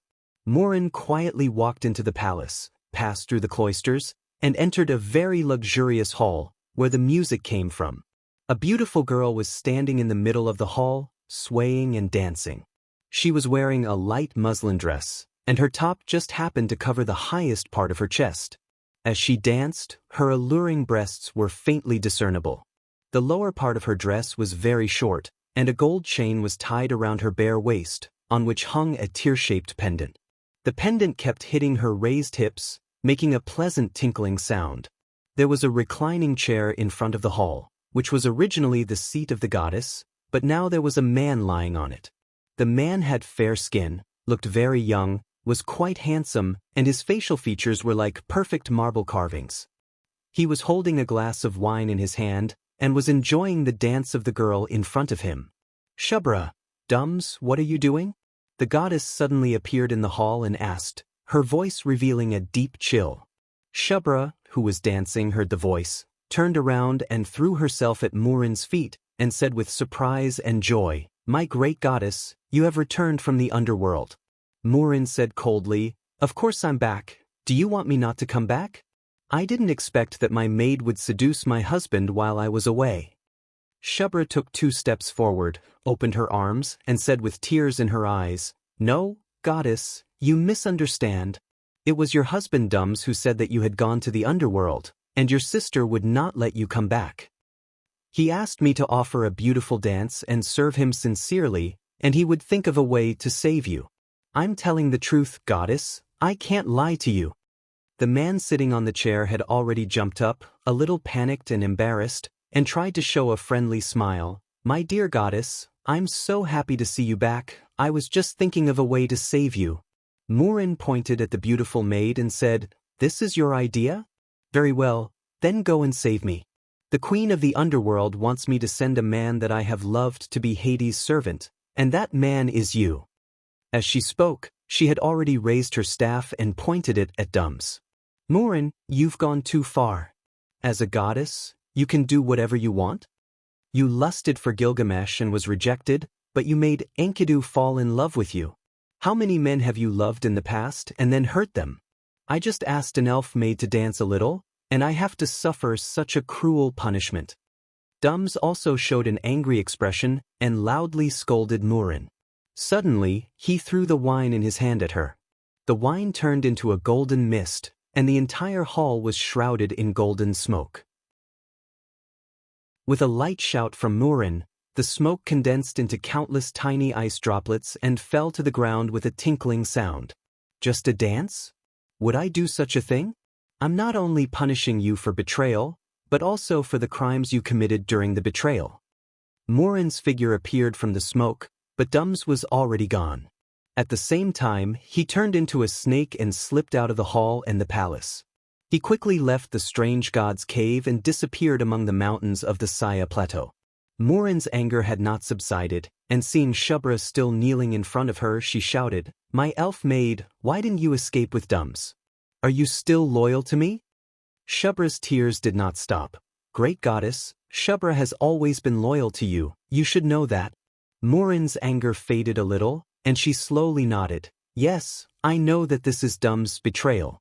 Take my staff, go to all the divine realms that belong to me, take my divine servants Shera and Taku, and capture Dums. Take him to the underworld and give him to my sister Kella in exchange for a man named Amon."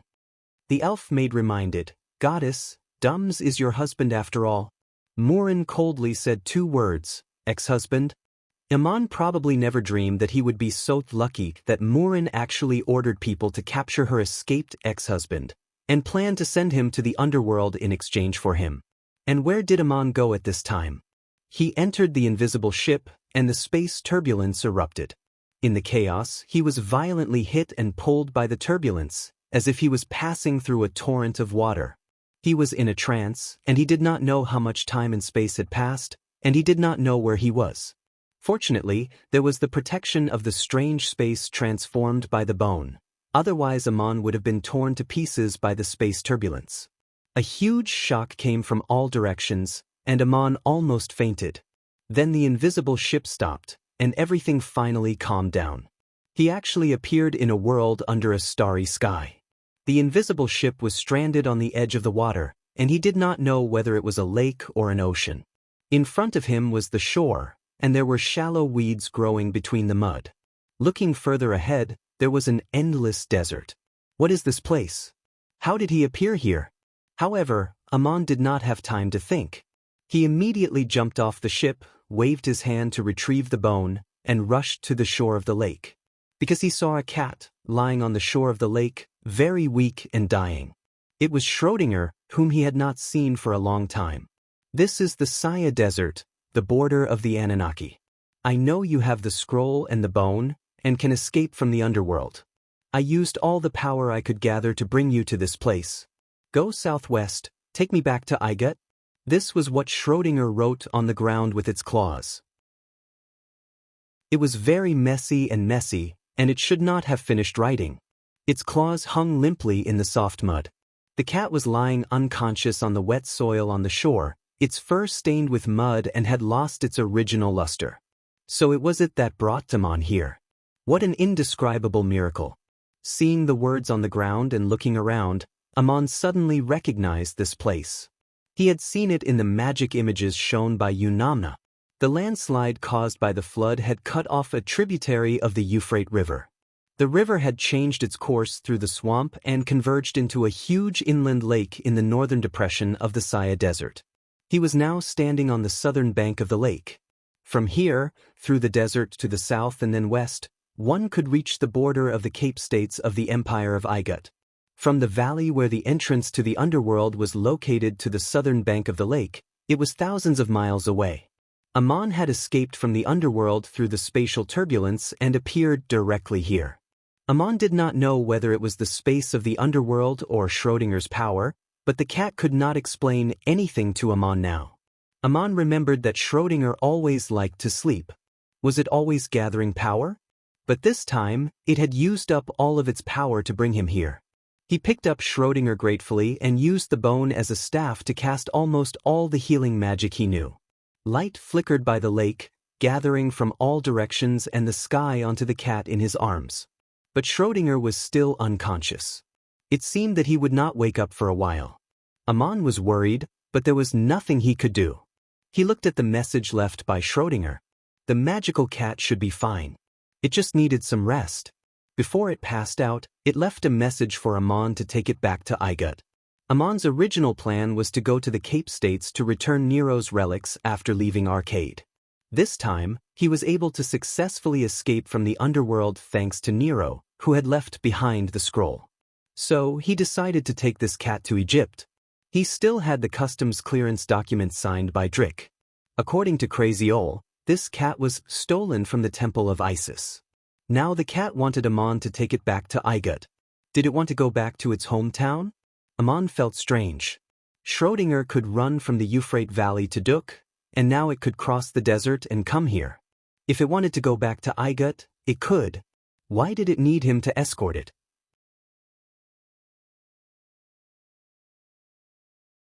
Chapter 76. I'll give you two choices. To cross the desert alone, one must be fully prepared. In that kind of environment, even elemental magic would not be able to gather enough water. Fortunately, Amon had the magical bone. He gathered water by the lake and stored it in a container. Then he sat down and rested Schrödinger in his arms. The next morning, Amon set out, just like when he left Duk, with an iron staff in his hand and a sleeping cat in his leather pocket. He walked alone through the wilderness. This time, he was not going deep into the mountains. Instead, he was going south in the desert towards the distant and strange empire of Igut. Although it was winter, the sand reflected the scorching sun in the boundless sand dunes. There was no place to hide from the sun. It was as if the sun would roast people dry in no time. Even the scorpions had burrowed into the depths of the sand.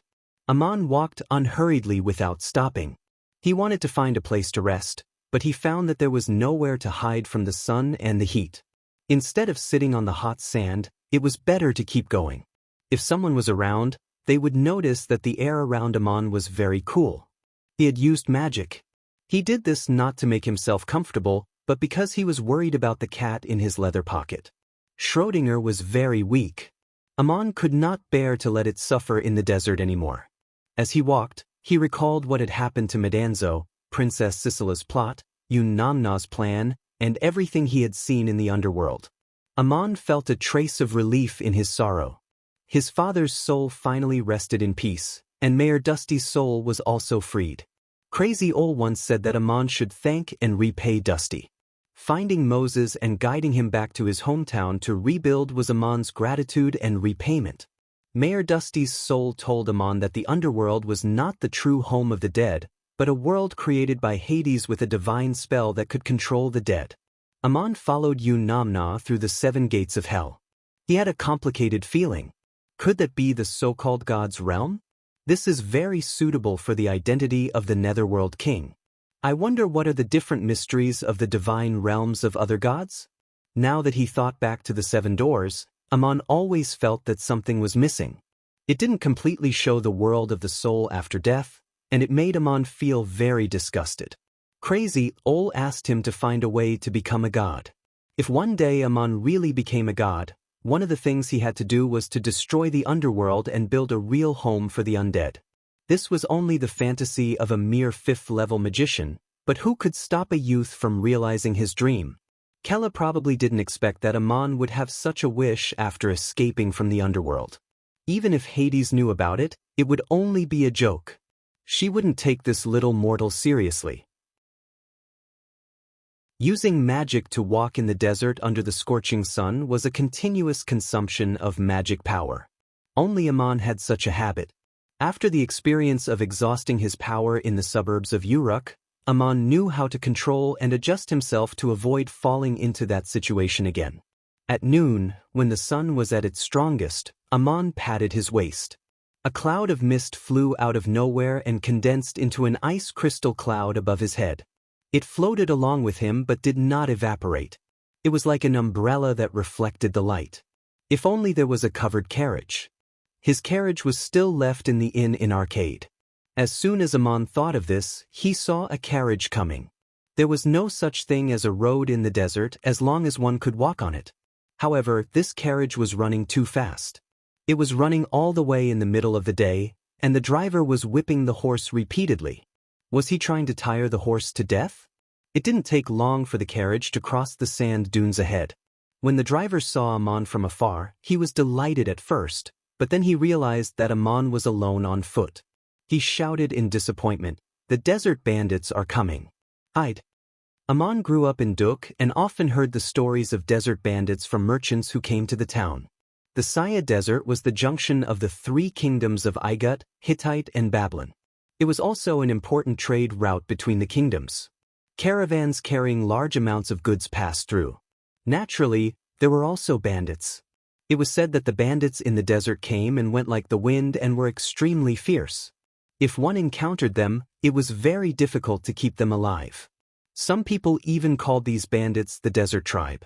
This was a no-man's land, and the nearby terrain was very complicated. No one knew which kingdom the bandits came from. It was very difficult to clean up and track them down. Large caravans generally paid a lot of money to hire warriors as guards, and small caravans also hired bodyguards. But if they encountered a large group of bandits, they could only pray for their own luck. The driver was kind. He wanted to call for help from Aman, but he found that Aman could not save them. So he reminded Aman to hide. The bandits had not seen Aman yet. If they hid behind a sand dune or hid in the soft sand, they might be able to escape. Aman nodded to the driver and said, "Thank you for the reminder. Don't be afraid. I'll stop the bandits." He had heard the legend of desert bandits since he was a child, but this was the first time he had seen one. He was a little curious. Moreover, there was a chance to save people. Why not do a good deed? Aman waved his wand and the cloud above his head disappeared. He walked past the speeding carriage with a branch in his hand. Then he heard the sound of hooves. 2 people and 4 horses were chasing behind the sand dune in the distance.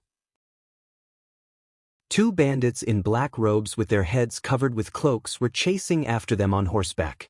There was another horse running behind them. They held the reins in one hand and the bright scimitars in the other. As they chased, they shouted, "Damn fatty, don't run anymore. If you stick your head out, you'll get a knife no matter what. Just hand over all your money and I'll give you a quick death. Otherwise, I'll tie you up and throw you into the desert to dry. Hey brat, who are you?" The 2 bandits saw Amon suddenly appear after passing by the carriage. They were very surprised that such a person had come out of nowhere. He did not run or hide, but instead came to meet them. The horse ran very fast. In the time they spoke, they were in front of them. The bandit on the horse on the left casually slashed. He was used to killing people and did not even bother to ask who the other party was. In this kind of situation, whoever met him would die. The scimitar was made of fine iron. The blade was curved, which was very suitable for slashing and cutting with the force of the galloping horse.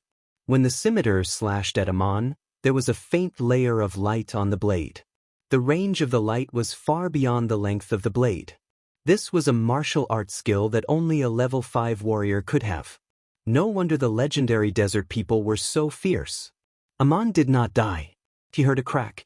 The branch in his hand met the saber. It did not collide with the blade. Instead, it passed through the light and hit the man's forearm that was holding the saber. Suddenly, there was a scream. The bandit's forearm was broken and the saber flew out of his hand. The branch did not stop. It directly flicked forward. The horse rushed forward, but the bandit was thrown into the air and fell heavily on the sand dune. The other bandit did not expect this at all.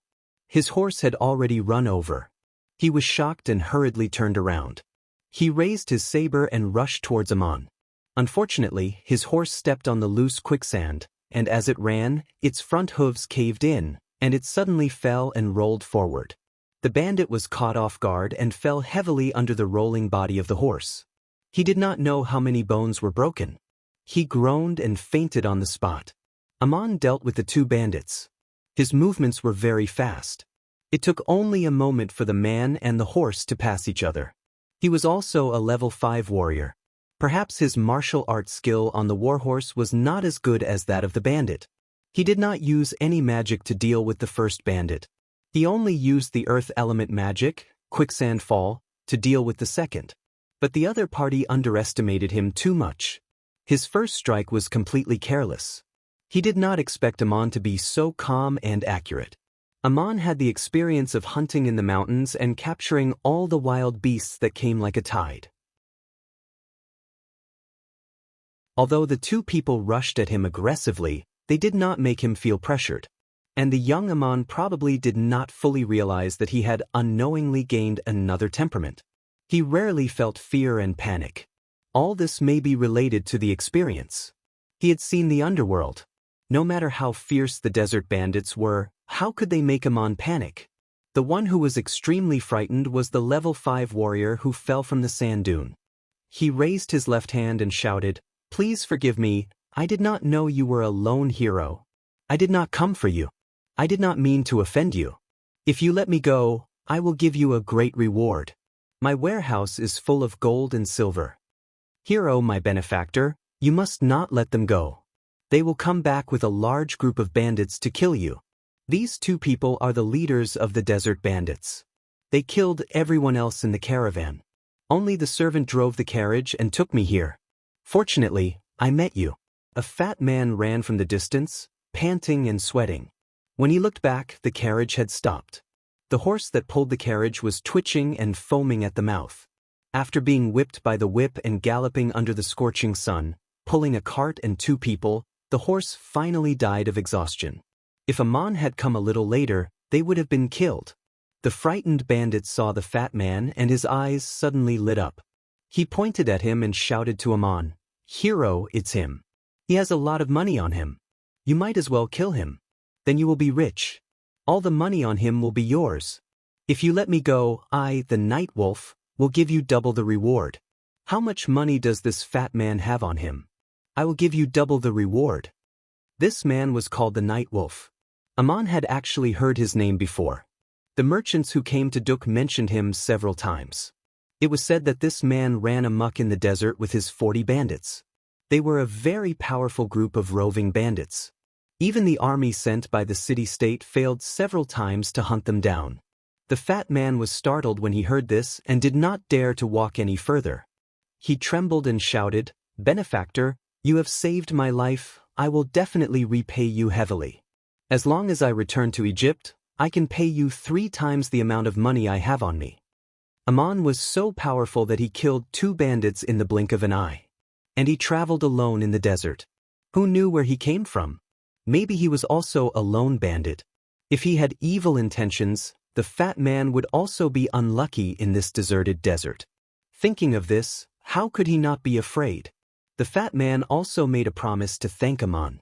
Aman did not pay attention to the merchants and the bandits. He turned to the fat man and asked, "You want to go to Igut? And a carriage? Very good. May I ask who you are and what happened to you?" Aman's voice was not loud, but it had its own majesty. The fat man hurriedly bowed and said, "I am Sayo, a merchant from Montefiore, Empire of Igut. I was transporting goods to Uruk in the Kingdom of Babylon to sell. On the way back, I encountered bandits.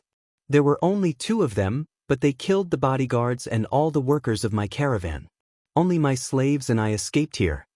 Aman asked again, "Do you know Leskut Li from Uruk for business?" Sayo was overjoyed.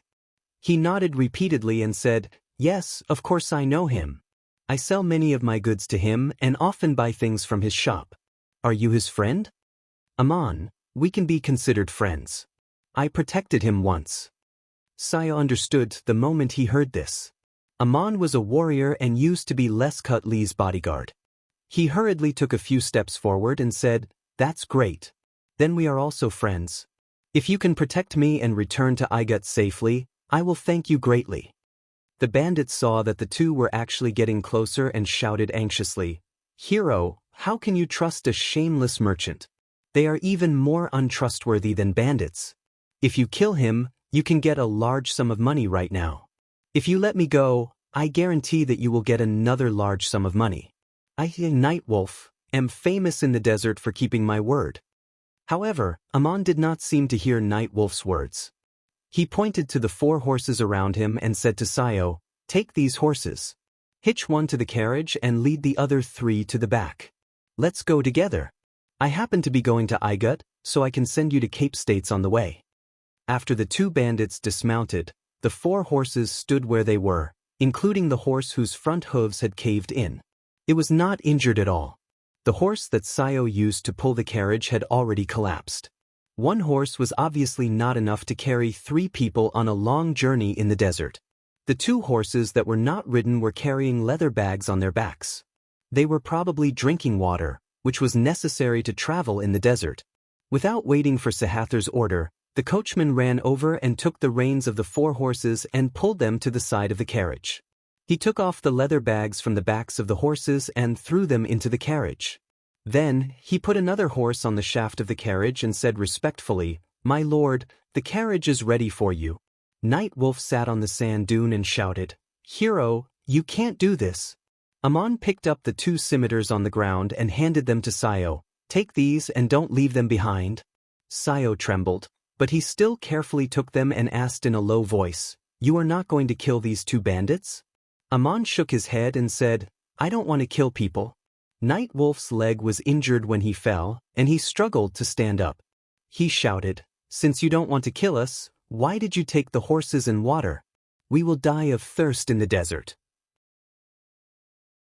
Aman walked to the carriage and slowly replied, "I didn't kill you only because I don't want to kill people, not because you don't deserve to die. You slashed at me like cutting grass. Did you ask who I am? Do you want me to save you? If you don't want to die of thirst in the desert, I have 2 suggestions. First, wait for the gods to save you. Second, commit suicide before you are baked by the sun. Give yourself a quick death." These words made Sayo shiver again. Aman was really ruthless. However, thinking about it carefully, it made sense. If he had not dodged the knife just now, Aman would have been a corpse in the wilderness. When they got on the carriage, Aman asked the driver, "What's your name?" The driver replied, "My name is Aesop, I am Master Sayo's slave." Aman nodded. "Aesop, you did a good job. Drive the carriage back." The carriage turned around. There were 3 horses tied to the back, and there were 3 people sitting on them. They drove towards the south. Sayo opened the curtain and looked at Night Wolf, who was gradually disappearing from his sight. He said, "He is dead." Aman said, "How do you know? Maybe someone will pass by and save them." "That's impossible. Ever since the Great Flood, the north of the desert has become a vast swamp. The land transportation has been cut off, and no one uses this trade route anymore. I had no choice but to go north because I was on the run." Sahathar shook his head. Aman nodded and said, "So that's how it is. Then they are indeed dead. That person is called Night Wolf. I have heard of his name. He has a lot of blood in the desert. He deserves to die like this." Sayo seemed to suddenly remember something. He slapped his forehead and said, "Benefactor, I have also heard of the name Night Wolf. He has been harassing the trade routes for many years. The governor of the Cape States, Sir Dick, has put a bounty on his head. If anyone can capture him alive or cut off his head and send it to the Cape States, there will be a huge bounty.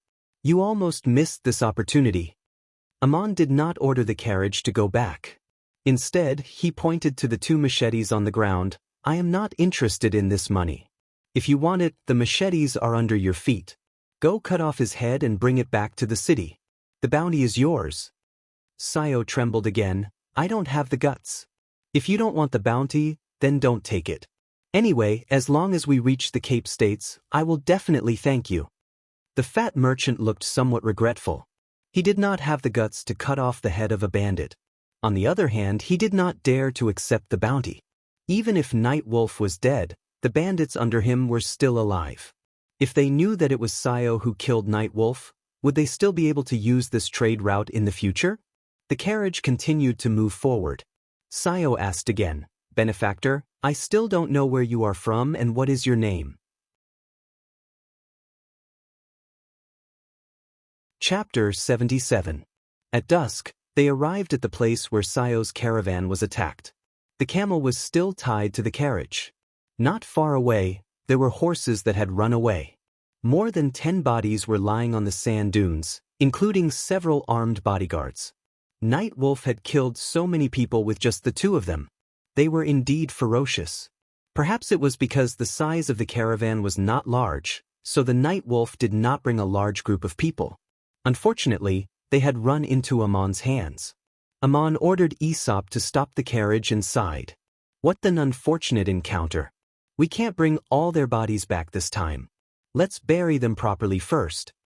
That night, after burying the victims, the camel and the horses were taken away, but the other carriage was left behind. Aman split the carriage into many long wooden strips and stuck them into the sand dunes where the bodies were buried. It looked like a small forest, leaving a recognizable mark. When he and Aesop were doing all this, Sayo was watching. He did not want to destroy a carriage, but he did not stop them. Aman had a very strange discovery. The ability he obtained from the underworld did not disappear. He could still sense the emotional changes of the master and servant, but he had to enter a deep state of meditation. What was going on? Did he bring out this special ability from the underworld, or did some of the original ability he had awakened by chance? Aman did not think too much about it. The various magic he practiced was already an incredible power for ordinary people. Of course, it would be better to have one more. This time, Sayo was transporting goods to Uruk City. He did not bring many things back. He only had the cash he got from selling. That was why Night Wolf followed him so closely. He carried a bulging money bag in his arms. He was careful not to take it out along the way. Even when he slept, he hugged his arms. In the early morning of the next day, the 3 continued their journey. With a covered carriage, they could constantly change horses along the way. It was indeed much more convenient and comfortable. At noon, Aman held Schrödinger in his arms and took out a water bag to feed it water. He moistened his lips bit by bit and gently moistened it, as if he was feeding a baby. Sayo tried to strike up a conversation. "You must be from the Igut. Only the people of the Igut would love cats so much." Cats are the symbol of the gods, and they are worshipped and loved. I have a few cats at home. If you like them, I can give you the best one. It can catch mice. Aman shook his head with a smile. Keep it for yourself. How can I snatch what others like? This cat isn't a pet. It's my friend. It's been sick recently. Then he asked a question that made Sayo very nervous. How much money did you bring this time? Did the robbers target you? Sihathar subconsciously folded his arms and shrank back. He replied, not much, just a dozen parangons. 10 parangons were hundreds of gold coins, which was a lot. But Aman knew that Sayo was lying. Even without detection magic, he could tell from Sayo's reaction and tone that the merchant was not telling the truth. In fact, Sayo had more than 25 parangons with him. Yesterday, he made the same promise as the robbers, which was to pay Aman 3 times the amount of money. That was at least 75 parangons, which was an unimaginable amount of money for ordinary people. When he came back to his senses, how could Sayo not feel the pain? So he spoke in a very serious tone. He was very anxious, afraid that Aman would see through him or insist on checking his money bag. Fortunately, Aman was just asking casually. Sayo breathed a sigh of relief. He felt that his back was already sweating. Aman could see Sayo's reaction clearly. He couldn't help but feel a little amused. Aman just wanted to save people. He didn't want to ask for the huge reward, nor did he want to blackmail this merchant. He was just playing with Sayo. This man was timid and stingy. He was always sweating, which was very funny. Most of the men in Duk were tall and strong. It was rare to see a man like this. At this time, Aman had just turned 16. He looked very mature, but he still had the temperament of a young man. What Aman did next surprised Sayo. He took out a delicate copper bottle from his leather bag, opened the stopper, held the cat in one hand, and put the mouth of the bottle to the cat's mouth with the other. He fed it little by little. The tempting aroma of wine wafted in the carriage. Even the driver, Aesop, couldn't help but take a deep breath. This was obviously the best wine. Aman bought this bottle in Somme. It was originally prepared for Schrödinger. At that time, he bought 2 bottles. Schrödinger drank one and left. Aman didn't touch the remaining bottle. He kept it in his leather bag, waiting for Schrödinger to come back and drink it. There was no wine in the carriage. Sayo, who had just recovered from the shock, felt a little hungry. He licked his lips and said with surprise and pity, "You actually fed such good wine to your cat?" Aman explained, "This cat is my friend. I know it likes to drink. The better the wine, the better it likes it." "We are also friends," said Sayo. Aman raised his eyes and looked at him. "I saved you. Do you feel sad about the huge reward you have to pay? Are you complaining that I fed wine to the cat but didn't treat you?" Aman was really straightforward. It was as if he could see through Sayo's thoughts at a glance. Sayo avoided Aman's eyes and replied in a panic, "No, of course not. As soon as we reach Cape States, I will pay you 30 parangons. I can't thank you enough." Aman smiled.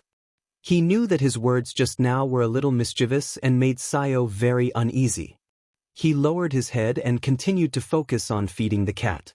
Schrödinger didn't seem to be really unconscious. It was just too lazy to move or open its eyes. When the wine was brought to its lips, it stuck out its pink tongue and licked its lips. It seemed to be enjoying the wine very much. It drank half a bottle of wine in a row before it let out a slight burp and snuggled its head in Aman's arms. It seemed to be asleep. It was the first time in 2 days that Aman saw the cat move. It seemed that it was recovering. He couldn't help but feel relieved. He put the remaining half bottle of wine back into his bag and left it for Schrödinger to drink tomorrow. Since Schrödinger could drink, he could feed it some meat soup at night. At dusk, Aman ordered the carriage to stop for a rest. He got out of the carriage and placed a pot in the sand dunes to make a pot of fragrant meat soup. After letting it cool, he brought the cat over and fed it a little. Schrödinger didn't eat as much as before, but it still closed its eyes and drank half a pot of meat soup before falling asleep again. This time, Aman wasn't stingy.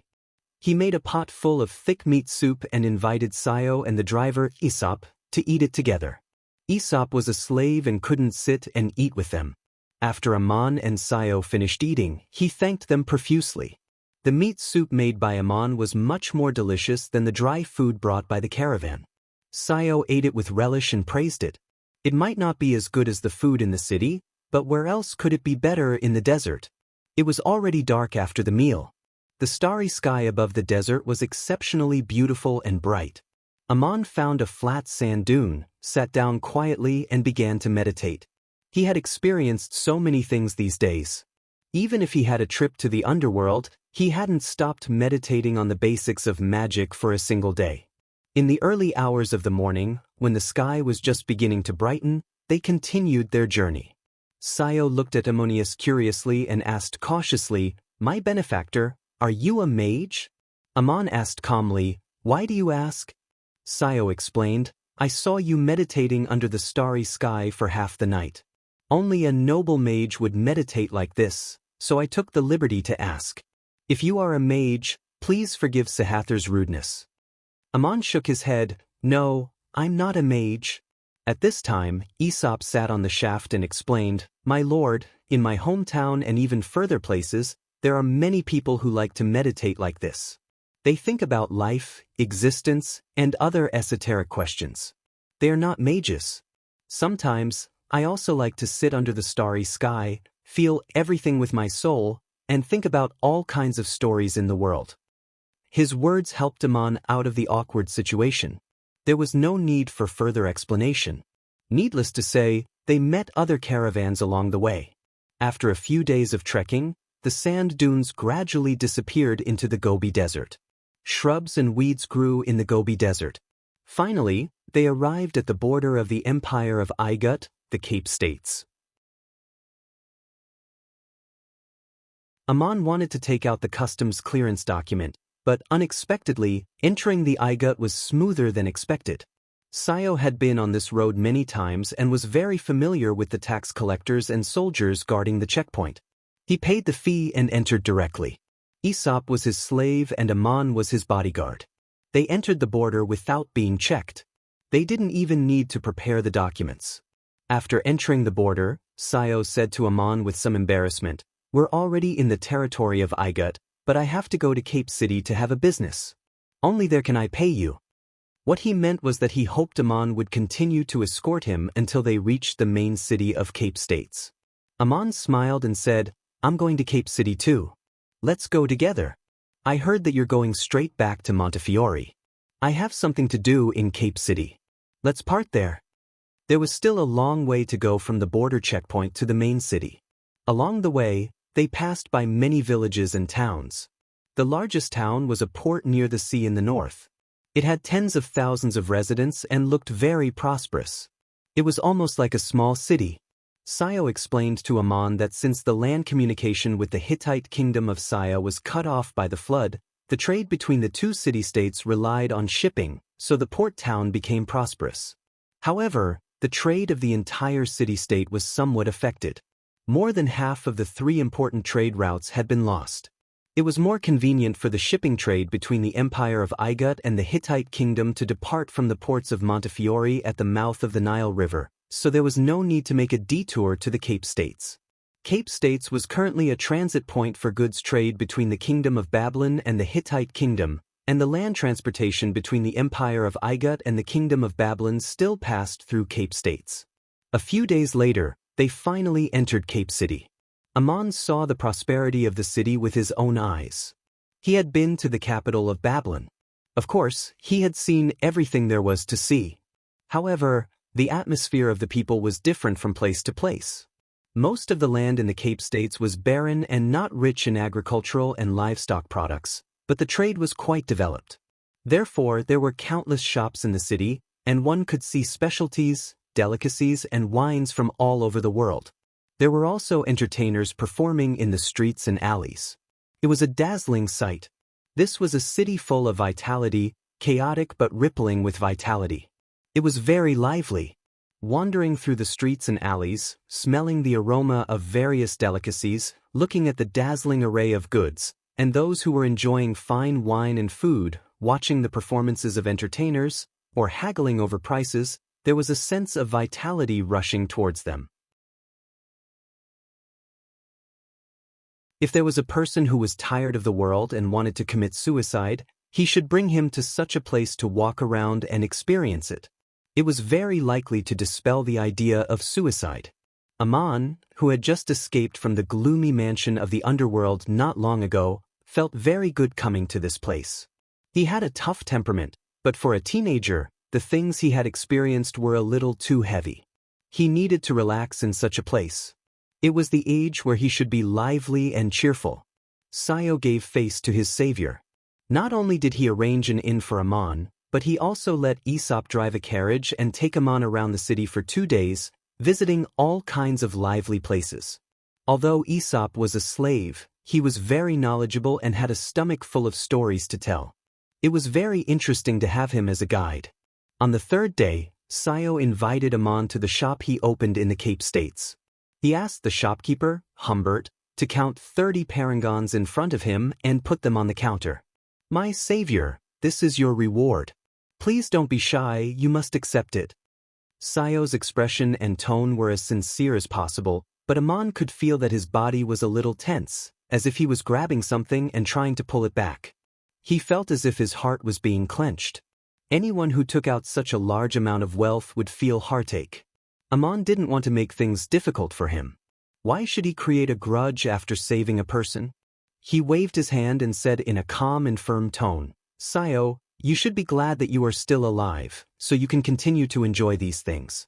But don't forget that the bodyguards and the people you hired are all dead. I will only take 10 parangons. Thank you for your reward. The rest of the money will be used as compensation for the families of the deceased." Sayo was so moved that tears almost flowed down his cheeks. He took a few steps forward and grabbed Aman's arm. "Thank you, my savior. If you have time to pass by Montefiore, please come to my mansion. I will give you the best treatment." Aesop was also very moved. He picked up 10 parangons from the counter, knelt on the ground, and handed them to Aman with both hands. "Hero, I thank you on behalf of those unfortunate people. I pray for your bravery, integrity, generosity, and kindness." Aman took the parangons and put them in his pocket. In his excitement, Aesop had forgotten one thing. The law of the Empire of Igut also stated that slaves were not allowed to touch parangons. Every time they violated the law, one of their fingers would be cut off. However, Aesop had picked up 10 parangons at the same time.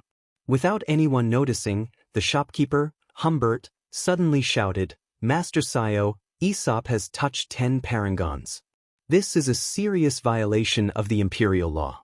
He has used his sharp tongue to say and do things that are out of bounds. This is intolerable." No one would have thought that such a thing would happen in such a touching scene. Humbert's voice was so loud that everyone in the shop heard him. Aesop's face turned pale in an instant, but he bit his lips and said nothing. Aman was shocked. Looking at the slave, he suddenly remembered the scene when he was interrogated by Priest Shog in the town of Duk. Sayo was obviously angry. He was very dissatisfied that Schubert had shouted out Aesop's mistake. "Why didn't you just pretend you didn't see it?" Aesop was a very capable slave. He was eloquent and knowledgeable. He was highly valued by Sayo. Had it not been for Aesop's quick reflexes, Sayo would have been dead by now. But under the watchful eyes of everyone, Humbert had spoken out loud. Sayo could not openly violate the imperial law. Aman glanced at Humbert. He saw that when the shopkeeper looked at Aesop, there was anger and hatred in his heart, as well as gloating. Why was that? It was not hard to understand. Just like how Shog wanted to punish the innocent Aman, it was out of deep jealousy and hatred. Sayo had suffered a great loss this time. Although it was all his master's money, it was also the losses of the shops in the Cape States. The 30 parangons just now were taken from the accounts of the shops here. As a slave, Aesop had become more and more important to his master in recent years. His status was even higher than that of the shopkeeper. Humbert had long disliked him, and Aesop had even mocked him several times. This time, Aesop had saved his master. Wouldn't he be even more restless in the future? Humbert had caught him at one of his mistakes. Of course he would punish him. Sayo did not know what to do in front of the shopkeeper. He looked at Aman with pleading eyes. "Benefactor, What do you think of this slave? He obviously did not want to cut off Aesop's fingers. Otherwise, he would not have asked. Slaves were also his wealth. Crippling a slave, especially the most capable one, was a loss. He could not bear to do it. Ammon knew that he was not as eloquent as Aristotle, and the situation was completely different. He asked Aesop kindly, "If I want to keep your fingers, what reason do I need?" He wanted to hear how the slave would defend himself. If that did not work, he would buy the slave on the spot with a large sum of money. Aesop knelt on the ground and looked up. He tried to keep his voice calm and not trembling. "Master Sio, hero, it is true that the imperial law states that slaves cannot touch paragons, but there is another law. Slaves are the property of their masters. As long as there is no dispute with others, the master can decide how and when to deal with them." Sehather nodded and said, "Yes, I am. But I cannot violate the laws of the empire. Everyone saw that you touched the god's stone." Ammon asked, "What reason do you need to keep your fingers? Can you tell me a legitimate reason?" Chapter 78. Humbert interrupted, "Master, do you still want to listen to his excuses? Quickly punish this slave who violated the law. This is to protect the dignity of the master. Otherwise, more and more slaves will follow his example and violate the rules, not putting you, the master, in their eyes." Before Sio could speak, Ammon raised his head and scolded, "Shut up and listen to Aesop's story." There was a strange, majestic power in his voice that rushed into Humbert's mind. Humbert almost lost his balance, as if he was under some kind of pressure and could no longer speak. Aesop then began to tell the story of Pythagoras. Pythagoras was a mysterious sage. He was the son of a great noble. He was very rich, but he led his disciples to establish a community and lived a life of asceticism. He was also a very brilliant doctor, and it was said that he was also a supreme mage. Some even said that he had seen the gods and knew their secrets. Once, Pythagoras went out to buy the daily necessities of the community. Due to the large quantity, he paid 1 parangon at a time. When he opened his purse, he accidentally dropped the parangon on the ground. A slave beside him picked it up. At that time, the owner of the shop shouted, "Pythagoras, look at your slave. He touched the parangon with his hand. He should have 1 finger cut off. I have a knife here, I can lend it to you." Pythagoras took the parangon and scolded the slave, "Copernicus, why did you accidentally touch the parangon again? Including this finger, how many fingers do you owe me now?" The slave named Copernicus replied, "Dear Master Pythagoras, including this time, I already owe you 13 fingers." Pythagoras waved his hand and called his follower over. "Write it down. Copernicus owes me 13 fingers." The shop owner was surprised and asked, "Pythagoras, aren't you going to cut off his fingers?" Pythagoras replied calmly, "According to the law, he should have his fingers cut off. But according to the law, he is my property. He did not have any disputes with others. I can decide when to cut off his fingers. Can't you see that I have already written it down?" The shop owner shouted, "But how can a person have 13 fingers? He only has 10 fingers and you've already recorded 13 fingers." Pythagoras laughed coldly. "Ignorant and cruel man. How dare you be so greedy as to abuse others? Your greed has blinded you. From a mathematical point of view, there was nothing impossible. He had 10 fingers, and if he cut off 13 of them, he would be left with -3. This was just a negative number. If you don't understand, Copernicus, explain it to me." Copernicus explained, "Shopkeeper, if you have 10 gold coins and buy something worth 13 gold coins, how many gold coins would you have left? It's not that there isn't one. Mathematically speaking, it's -3. Do you understand?" That was the end of Aesop's story. His last words were, "Do you understand?" Nobody knew if the others understood, but Ammon understood. He couldn't help but smile. Sio blinked and thought for a long time. Then he suddenly realized, "Write it down. Aesop owes me a finger.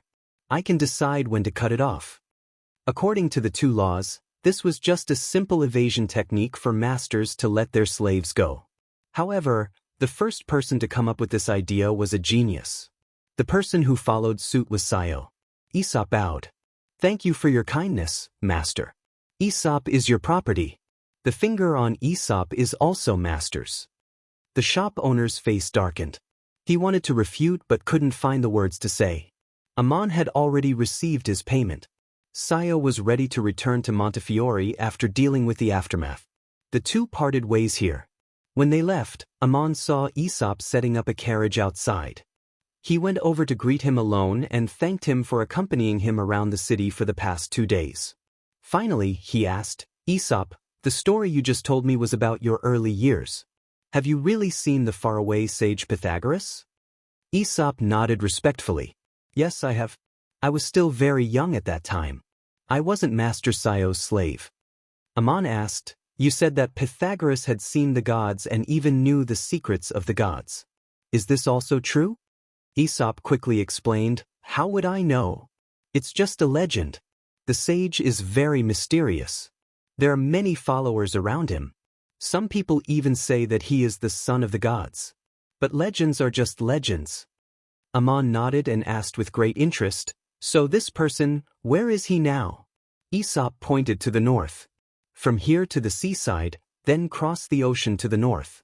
When you see the coast, go west. There is a peninsula surrounded by islands. There are many city-states there. It is called the Kingdom of Hellas.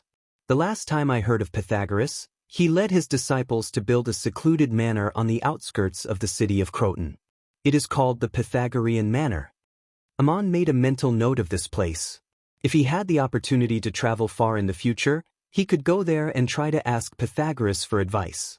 He remembered that Aristotle, who had helped him in Duk, was also from the Kingdom of Hellas. That place was really worth a visit. He thanked Aesop. Aesop asked, Benefactor, I just asked a question. Why do you thank me? Amon replied, because the information you told me may be very useful to me. Aesop asked curiously, are you interested in the secrets of the gods? If that is the case, I have a suggestion. Amon was a little surprised. Oh, what suggestion do you have? Aesop pointed to the spire of the temple in the distance and said, these are all illusory legends, including the gods themselves. In that case, you might as well ask the gods themselves. If they really appear in the human world, you might as well ask the gods themselves. If they really appear in the world. In the legends, the gods will also walk in the world in various identities. They will even stand in front of you and speak to you. Amon smiled and suddenly thought of Murin's shepherdess, Eunamna. He smiled and said to Aesop, thank you for your suggestion. I will consider it. Aesop bowed deeply and said, you saved my life. Just now, you also gave me a chance to speak. I have not expressed my gratitude yet. Why are you thanking me again? Amon, when I first met you, you shouted at me from the carriage, reminding me to hide. If I was just an ordinary passerby, your shout would have saved my life. In that case, it was not me who saved you, but you who saved me. When your own life was at stake, you did not forget to save the life of an innocent passerby, so I want to say thank you. Aesop, can I ask you another question? What is your deepest wish? Aesop answered very seriously, freedom. Amon, freedom. Do you want to get rid of the status of a slave? Aesop, not exactly. Although I am a slave, when I look up at the starry sky, my heart can fly freely with wings. My body is not tied down by things, my heart is not bound by desires, and I am detached from existence. This is the freedom I yearn for. Not expecting a slave to say such words, Amon was slightly taken aback. He smiled and said, the kind of freedom you are talking about, I am afraid only the gods can understand it. I have to say thank you again. Aesop, take care. Maybe one day you will reach the other side of freedom. Amon wanted to buy this slave and maybe try to give him the identity of a free person, but on the one hand, Sayo might not be willing to sell him, and on the other hand, it was really inconvenient for him to walk around the Igut with a slave, so he had to give up the idea for the time being. After saying goodbye, Amon returned to the inn to pack up his things and went straight to Roddick's mansion in the east of the city. He came to the luxurious mansion and said to the gatekeeper, I come from afar, and I have an important matter to see Master Roddick. In front of the mansion stood 4 men who looked like gatekeepers, and next to them were 6 guards in bright armor. Aman didn't know who to look for, so he asked the one closest to him. The man lowered his head and glanced at Aman.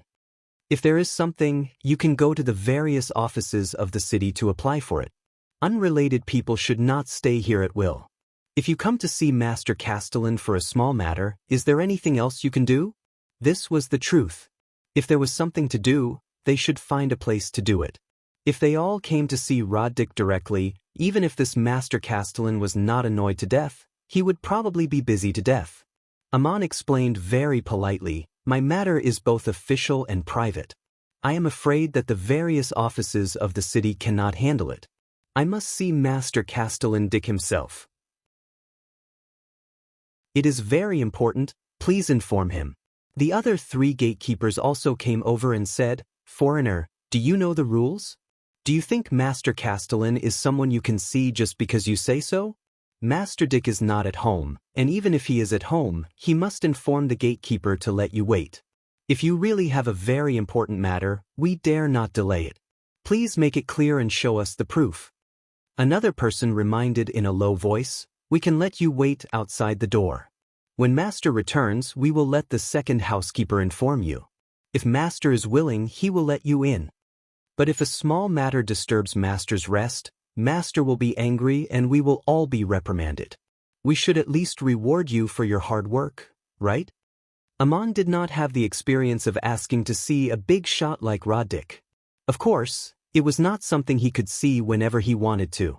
If it was a distinguished guest, he was usually invited to a special guest hall to rest first, and Master Dick would only receive him after reporting.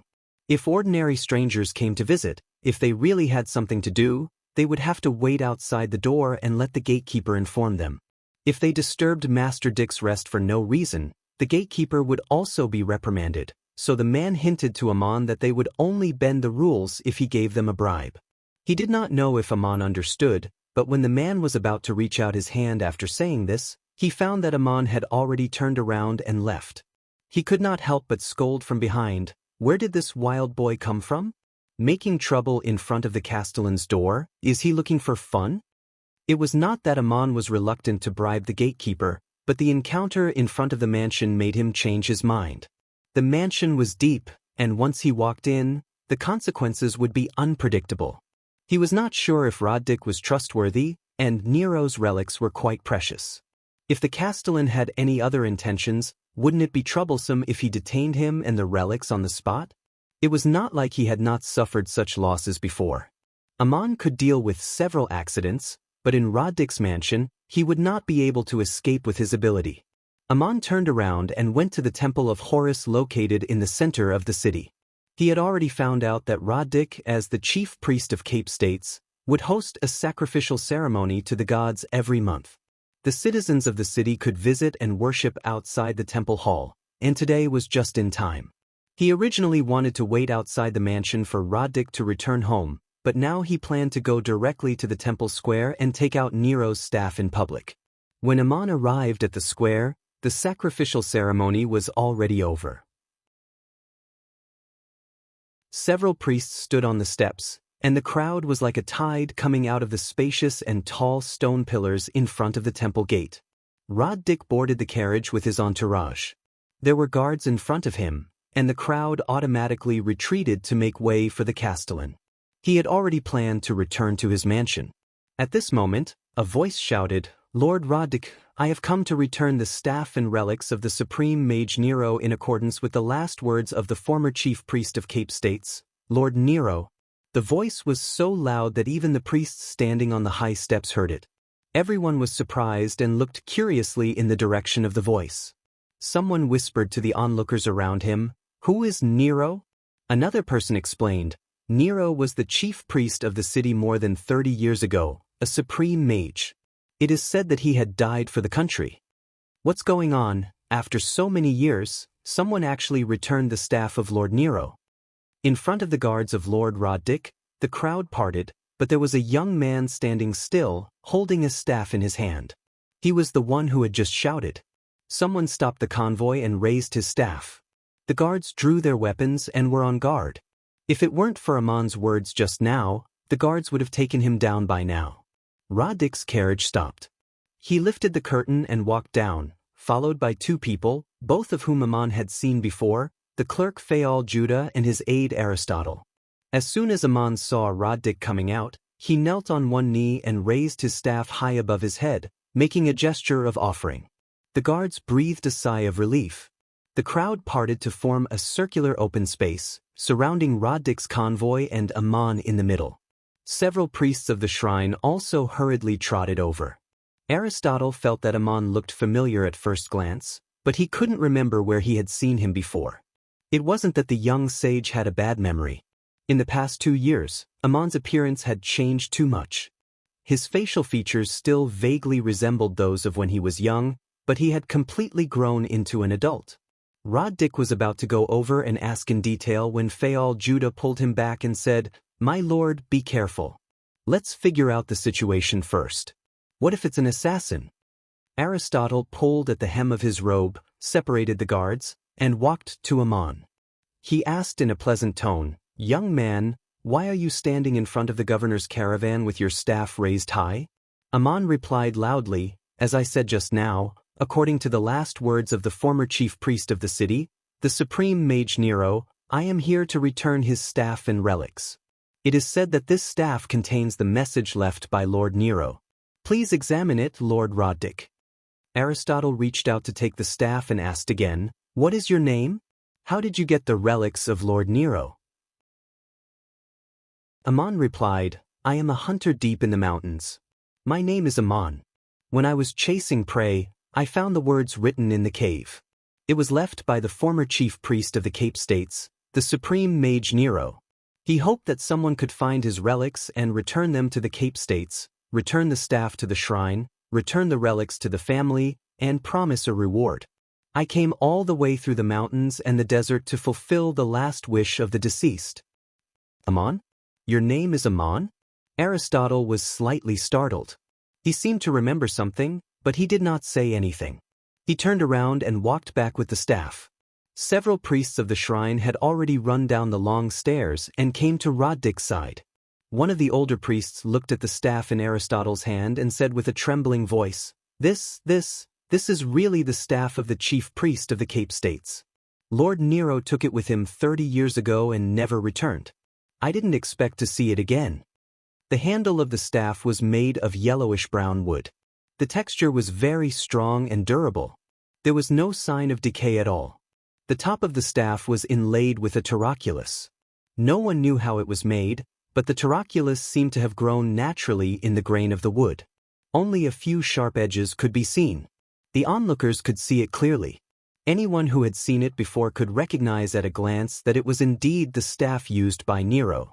The foreigner who came all the way here did not lie. Roddick took the staff. He could not help but tremble with excitement. This staff belonged to the shrine of the Cape States. Only the chief priest was qualified to hold it. After Nero disappeared, the staff was also lost. The next chief priest was Roddick's father, Old Dick. A few years ago, Roddick succeeded as the chief priest. Although he found another skilled craftsman to forge the staff, it was certainly not as precious as the staff that had been passed down from generation to generation. He did not expect it to return today. Was it a gift from the gods? It was returned to the Cape States by a foreigner. Roddick personally received it in front of the shrine in front of thousands of people. The symbolic meaning of this was extremely important. Roddick had been in officialdom for a long time, so his reaction was quite fast. He took the staff and raised it above his head with both hands. He turned towards the direction of the shrine and knelt down. "Thank you, Horus. Thank you, great God. Under your guidance, the staff of the previous chief priests has returned to the city." As soon as the governor knelt down, everyone followed suit. For a moment, there was no one left standing in the huge square. Everyone was thanking the gods. The voices of thousands of people were like a tsunami. Seeing this scene, Amon knew that he had done the right thing. Returning the staff in public was the best choice.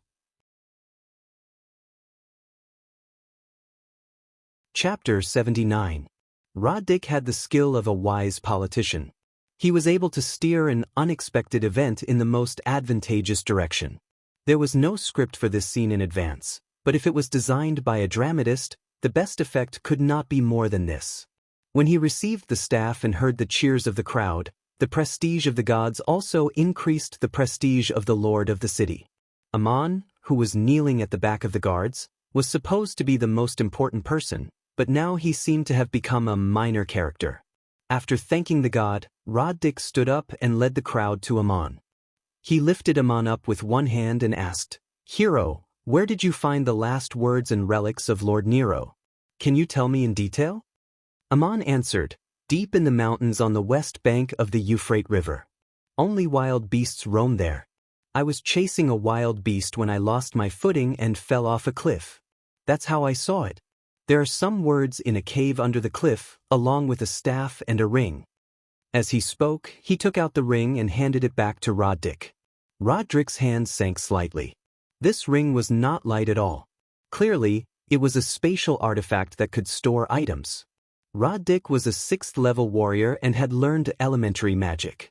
However, he didn't have the ability to use a spatial artifact. He could feel the weight of the ring in his hand, but he didn't know what was inside.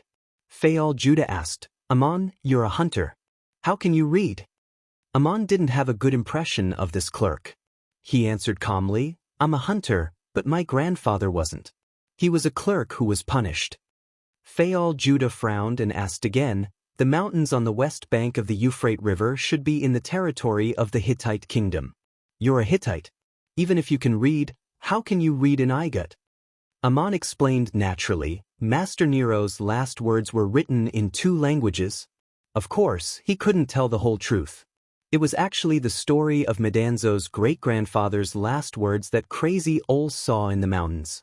Ammon just borrowed it and changed it to Master Nero's last words. Bear's message in the mysterious cave was written in 2 languages. Facing Judah's question, Ammon answered without hesitation. As for Nero's last words, they were completely true.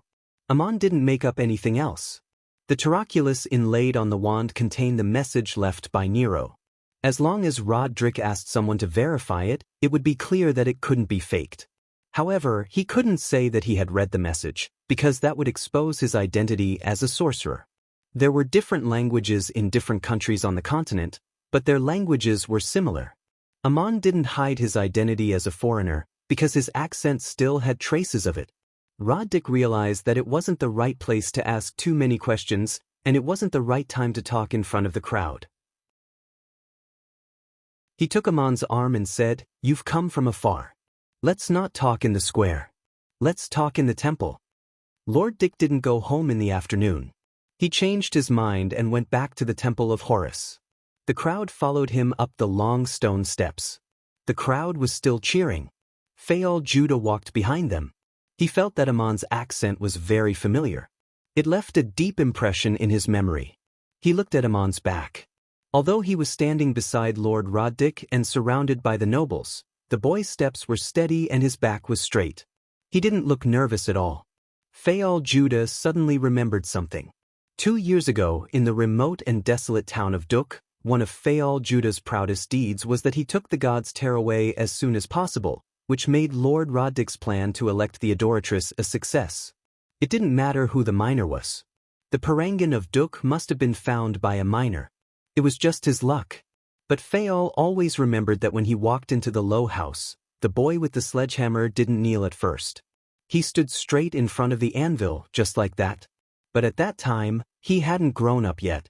Judah could not forget the 3 sentences the young man had said to him at that time. "Who are you? How can you come in like this? When you mine a Parangan, you have to stand to swing the hammer. Otherwise, how can you see it being taken out in one piece? My name is Ammon. People here call me Ammon." Yes, that's him. The name the boy told Aristotle was Ammon. Fayal Judah shouted in his mind. He finally recognized Ammon. He was the young miner who mined the god's tear in Duk. He thought he would never see him again. Now, he was walking with Lord Drick holding his arm in the cheers of the people. Should he tell Lord Drick? If he had said it out loud, Ammon would have received even more gratitude. But Fayal Judah was worried about one thing.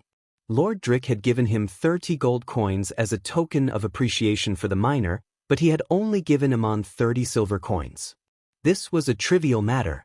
No one would blame a clerk for pocketing his own money. But now that this matter had been exposed, Fayal Judah would be too ashamed to face anyone. Many so-called trivial matters were like this. They seemed insignificant, but when they were exposed, it was a stain on one's noble character. Listening to the cheers of the people, Fayal Judah would never be able to raise his head again if they talked about the past. Does Amon still remember me? Fayal Judah thought to himself. He hoped that Amon had already forgotten. However, Judah's rationality told him that it was impossible. If he was in the miner's shoes, he would never forget that scene. Would Amon talk about the past later? He hoped that he wouldn't. Even if he did, there was no need to talk about the small details of the 30 silver coins. Last time, Amon had received the god's tear, Lord Drick had thanked Mayor Dusty. But this time, it would be Amon himself who would receive the reward. Returning the chief priest's staff in front of the people in the temple square was a perfect scene. Compared to the reward he would receive, 30 silver coins was not worth mentioning. This child must not know that Roddick had given him 30 gold coins. Fayal Judah kept comforting himself. At the same time, Judas thought that this child was too lucky. He was the one who mined the god's tear and made Roddick's plan succeed. Today, he was the one who returned Nero's lost staff in public, making Roddick's reputation reach a new peak. He was like a god who cared for Roddick. Why did all the good things happen to a lowly miner? This was too unfair. Wasn't the town of Duk destroyed by the flood and no one survived? Why was he still alive? No one knew how many thoughts were surging in Fayal Judah's mind. The long steps in front of the shrine seemed so long. The weather was not hot, but Judas's forehead was oozing sweat. Not only did Fayal Judah recognize Amon, but Aristotle also recognized him. He was the one who saved the child in the square and sent him to the adoratress Maria as a servant for 3 days. But when Amon saw that Roddick did not mention the past, nor did he show any sign that he knew Aristotle, he obviously did not want to talk about it anymore. Moreover, Amon's appearance had indeed changed a lot. He was almost unrecognizable. It was said that Duk had been destroyed by the flood, so this surviving child must have gone through too many hardships. It was normal that he did not want to talk about the past. Everyone had a secret that they did not want to talk about. As long as he did not talk about it, Aristotle would not point it out. After all, it was Amon's own business. Aristotle also sighed with emotion. This young miner named Amon was really like a god who cared for Roddick. He not only mined the god's tear at the right time, but also returned the oracle's staff at the right time. As Roddick's most valued and trusted aide, Aristotle knew very well what the young castellan was worried about all this time. The empire of Igut was powerful, but the Cape states on the northeast border were relatively weak. Once the neighboring kingdom of Babylon and the Hittite kingdom started a war, the Cape states would be in a passive position. The Uruk city of Babylon was guarded by the great hero Gilgamesh and the greatest warrior on the continent, Enkidu. No one dared to attack them. But what if they attacked the empire of Igut in the west? How could the Cape states defend against them? The relationship between the kingdom of Babylon and the empire of Igut was relatively peaceful. For the time being, there was not much danger of war. But on the other hand, the Hittite kingdom might be in danger. On the surface, the Hittite kingdom had submitted to the empire of Igut for many years, but it was precisely because of their dissatisfaction with this fate that they had been accumulating strength to resist. A great flood cut off the land transportation and temporarily saved the Cape states, but the flood would not last forever. The soldiers of the city of Saya were well equipped, and most importantly, they were united. It was said that the chief priest, Goliath, led the people to protect the city and later became a 9th-level supreme mage. His reputation in Saya was unparalleled, and he was even more powerful than the gods. This kind of unity was the most terrible weapon in the chaos of war. It could make people sacrifice their lives for a single goal. In the battle of thousands of soldiers and horses, the personal strength of the top masters of the continent, such as Gilgamesh, Enkidu, and Goliath, might not be the decisive factor. Their real strength lay in their rallying power and unity among the people.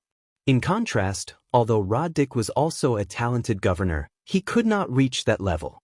That was why when Amon returned the staff in public, Roddick was so excited that even the hands of the governor, who had always been calm, were trembling slightly. The powerful empire and the relatively weak city-states were strategically important and faced with the potential threat of war. This was what worried Roddick the most. One could not blame the governor for thinking so far ahead. Once something happened, he could not escape. Not only was he the governor, but his family's territory for generations was also in the Cape States. On the other hand, the power of an individual was not the absolute factor in winning against thousands of soldiers and horses, but it was also a symbol and a guarantee of stability. After the death of Nero, there had been no supreme mage in the Cape States for more than 30 years. Compared to the Uruk of Babylon and the Saya of Hittite, the Cape States were at a clear disadvantage. Since Maria became the adoratress, she had gradually mastered some of the important affairs of the Temple of Isis in Montefiore. Roddick had repeatedly applied to send a supreme mage to the Cape Shrine, but there had been no response. Not long ago, the adoratress finally sent a message that an 8th-level supreme mage would be sent to inspect the shrine in the border. Roddick was ready to take this opportunity to invite the supreme mage to stay and serve as the chief priest of the Cape States. But how should he bring this up? Who would want to leave the prosperous and comfortable Montefiore to live in Cape? An 8th-level supreme mage could live comfortably anywhere. Coincidentally, the day before the supreme mage's arrival, the staff of the chief priest was miraculously returned, giving Roddick a good excuse and opportunity to make a request. Naturally, Amon did not know that he had come to the Cape under such a complicated background. In fact, he had always had a good impression of Roddick. It was precisely because of the governor's arrival that Amon had the opportunity to meet Iko. Therefore, there was always an inexplicable sense of gratitude in his heart. It was this governor who had once sent Iko to his side. The shrines in the Cape States were much more magnificent than the Temple of Horus in Duk. Upon entering the main hall, the first thing Amon did was to pay his respects to the statue of Horus in the center. For the first time, Amon carefully looked at this legendary god. Although there was also a temple of Horus in Duk, it was only a symbol of submission to the empire of Igut. Usually, no one would voluntarily offer sacrifices to it. The statue of Horus here was more than 50 feet tall. Its arms were folded in front of its chest, and behind its shoulders hung a pair of huge wings. The human body was carved with the head of an eagle, and its eyes were even sharper than the beak of an eagle.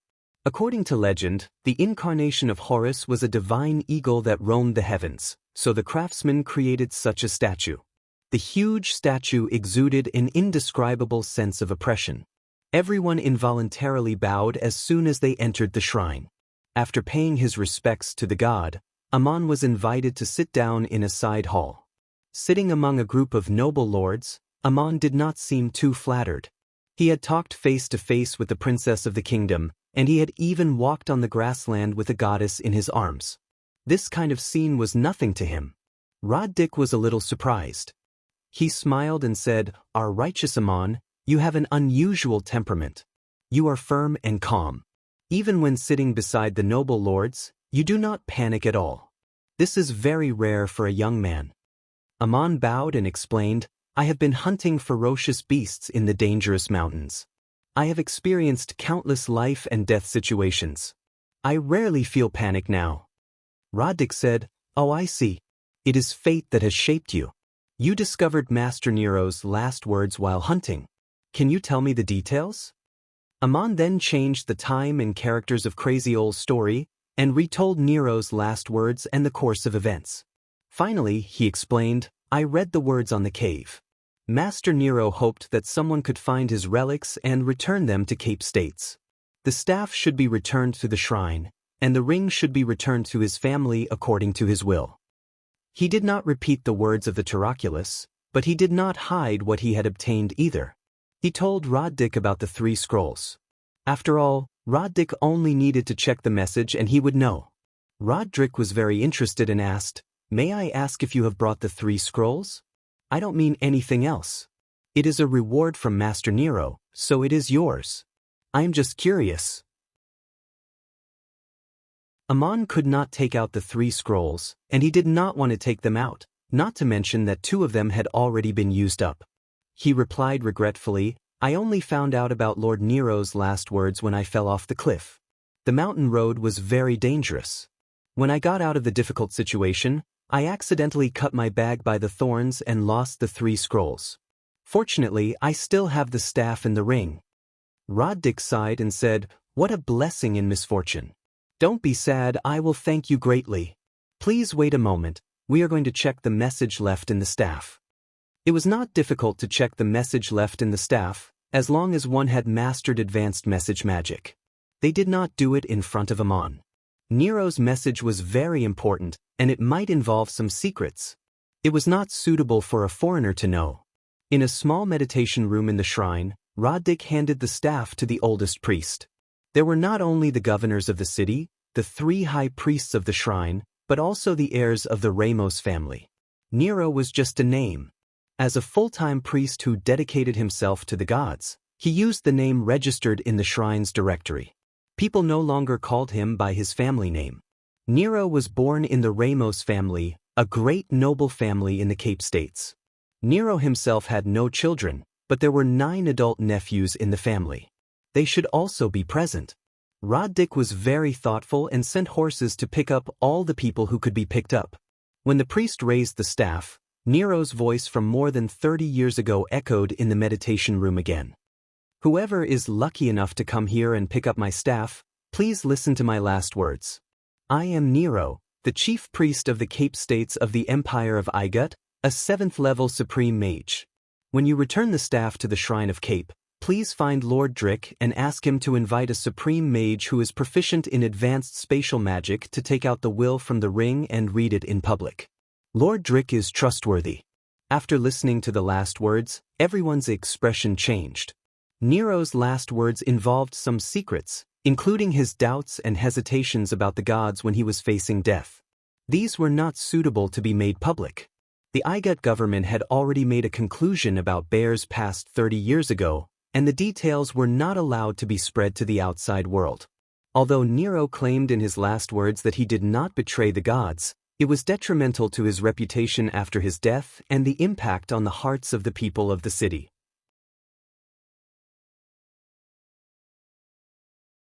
Chapter 80. The priest replied, I can only read the message but not erase it. Only a supreme mage can do it. Tomorrow, the high priest of the Montefiore Shrine, Lord Julian, will arrive in Cape States. My lord, you can ask him for help. Roddick nodded and said, Our esteemed supreme mage Nero said some things he should not have said before he died, but he remained absolutely loyal to the gods and the empire, and gave his life for it. Everyone here must understand that what you have heard today must not be leaked, or you will become a traitor to the entire city. Everyone nodded silently. There were indeed some words in Nero's last words that could not be leaked, mainly these, in this world, the gods are not the only ones who have will. I was surprised at where Bear's strength and courage came from. When he passed through Cape States, I tried to persuade him to return to the embrace of the shrine, but I did not keep him. Bear told me that mortals can also become gods. In this regard, the gods have deceived everyone, and we are all deceived. Great Horus, I admit that I am very curious. I once said to Bear, Do not tempt me. I have long since rejected the temptation of the devil. But is the temptation of becoming a god really the devil in people's hearts? I hope to get the answer, even at the last moment of my life. Did Bear also destroy himself because of this temptation? I wanted to see Bear confirm the answer, so I let him and Trony leave the border of Igut. Although I could not stop him alone, I did not use all my strength to stop him. He is my clansman and my benefactor. I could not make up my mind to challenge him with all my courage. Roddick knew the stakes and gave a strict order on the spot. In fact, Amon was more or less aware of it. He did not mention this when he described the contents of the text he saw in the cave. However, Amon was not a member of the bureaucracy of the Empire of Igut, so he did not see it as a serious problem. He only omitted some inappropriate words to avoid trouble. Everyone was silent for a while. Finally, it was Nero's eldest nephew, the current head of the Ramsey family, Obama Ramsey, who could not help but speak first. "I want to know what my uncle left us, and where is his will?" Roddick took out the ring and put it on the table. He smiled bitterly and said, "The will and things are in this ring. This ring itself is also a precious interspatial artifact. It's something your family inherited. Unfortunately, none of us can open it. We can only wait until Lord Julian of Montefiore arrives tomorrow and ask him to deal with it." The nephews of the Ramos family stared at the ring, unable to conceal the burning desire in their eyes. The Ramsey family was very rich. They were once the second largest noble family in the Cape States, second only to the Drick family. As the chief priest of the city, Nero once had absolute authority over all the wealth of the family, but he was a prodigal son when he was young. The hobby of making scrolls was not something that ordinary people could afford. Not only did it consume a lot of effort and magic power, but it also consumed a lot of wealth. Many of the materials used to make scrolls were quite expensive, and some of them could not even be bought. After Nero became a supreme mage at a young age, 40 years of his life, endless efforts, and countless wealth were used by him to satisfy his hobby of making scrolls. Because of this, the family's wealth had shrunk greatly. Although it could not be said to be in decline, it was far from being as powerful as before. Especially after Nero's disappearance, the Ramos family did not have any outstanding talents, and was now just an ordinary noble family. But when Nero made scrolls himself, it was no longer a matter of losing money. On the contrary, it became a means of accumulating a huge amount of wealth. Because of this, he became the best scroll maker in the whole of Igut. Of course, all the work of making scrolls was not done by Nero alone. He could mobilize the power of the city and the shrines to complete the preparation of various materials and auxiliary work for him. In return, he would leave some scrolls to the city and the shrines. But on the other hand, he also made a large number of personal scrolls, such as the 3 scrolls he gave to Ammon. These scrolls were priceless.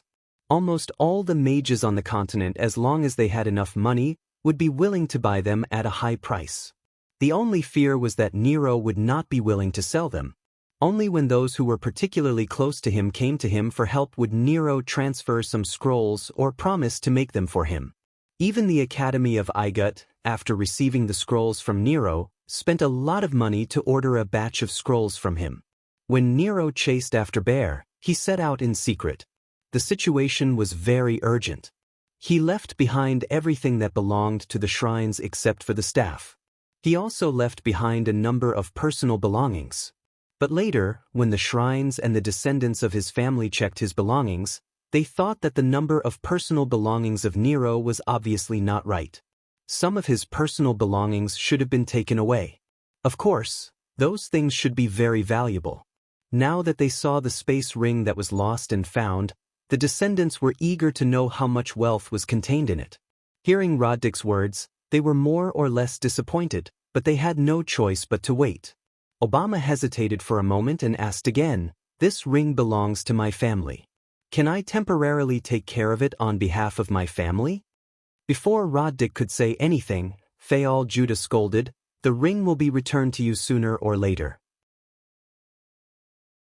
But the things inside have not been taken out, and the will has not been read. Of course, it should be kept by the governor. This is also the last will of Lord Nero. "What, you don't trust the governor?" Obama Wellington hurriedly explained, "No, I didn't mean that. It would be best if the city lord kept it. I'm just worried about that outsider. The ring has been in his hands for a long time. Could it be that the item inside has already been taken out?" The oldest priest shook his head and said, "The most brilliant mages in the city are here.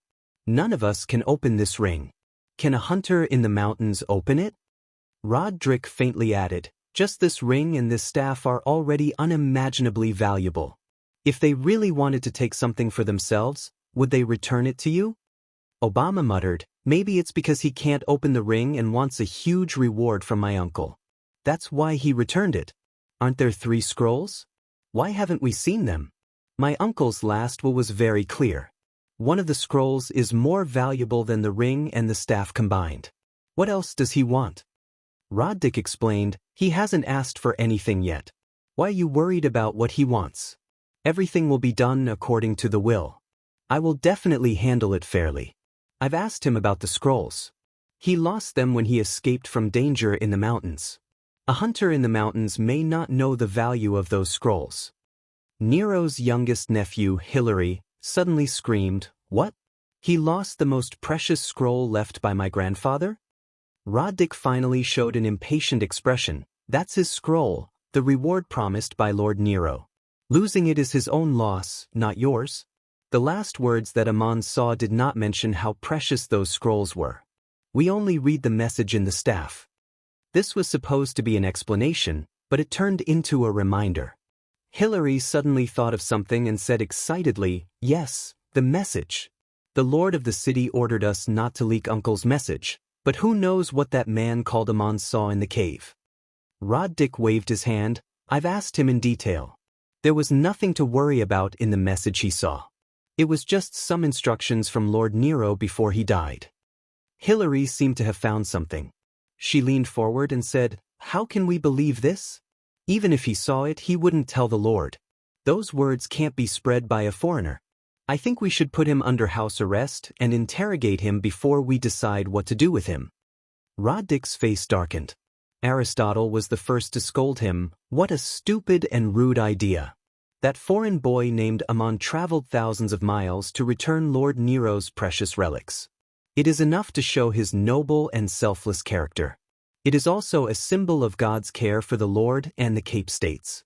He returned the staff and the ring in front of everyone, showing his trust in Lord Drick.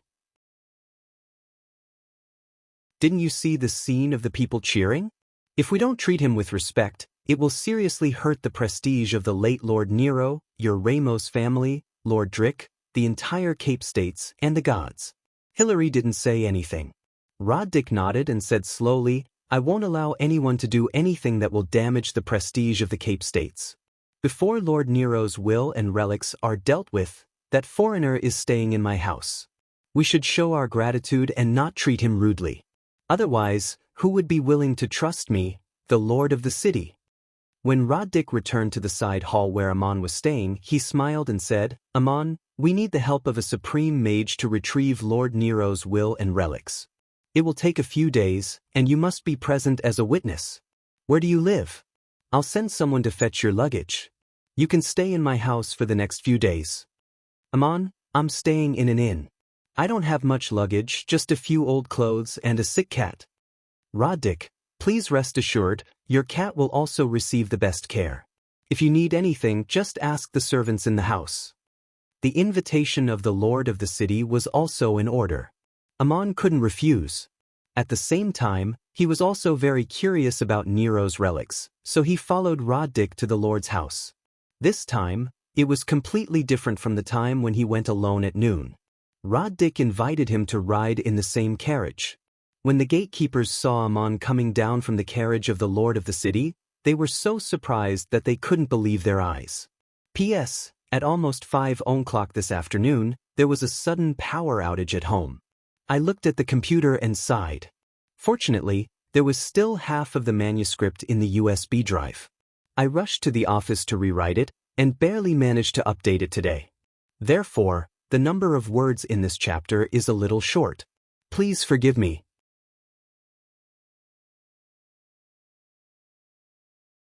Chapter 81. Inheritance. They then asked Sir Dick's attendants and found out that it was Amon who returned Nero's staff in front of everyone in the temple square. They couldn't help but gasp. Amon was now a distinguished guest of the city. If they told Sir Dick about what happened in front of the mansion, they would be kicked out.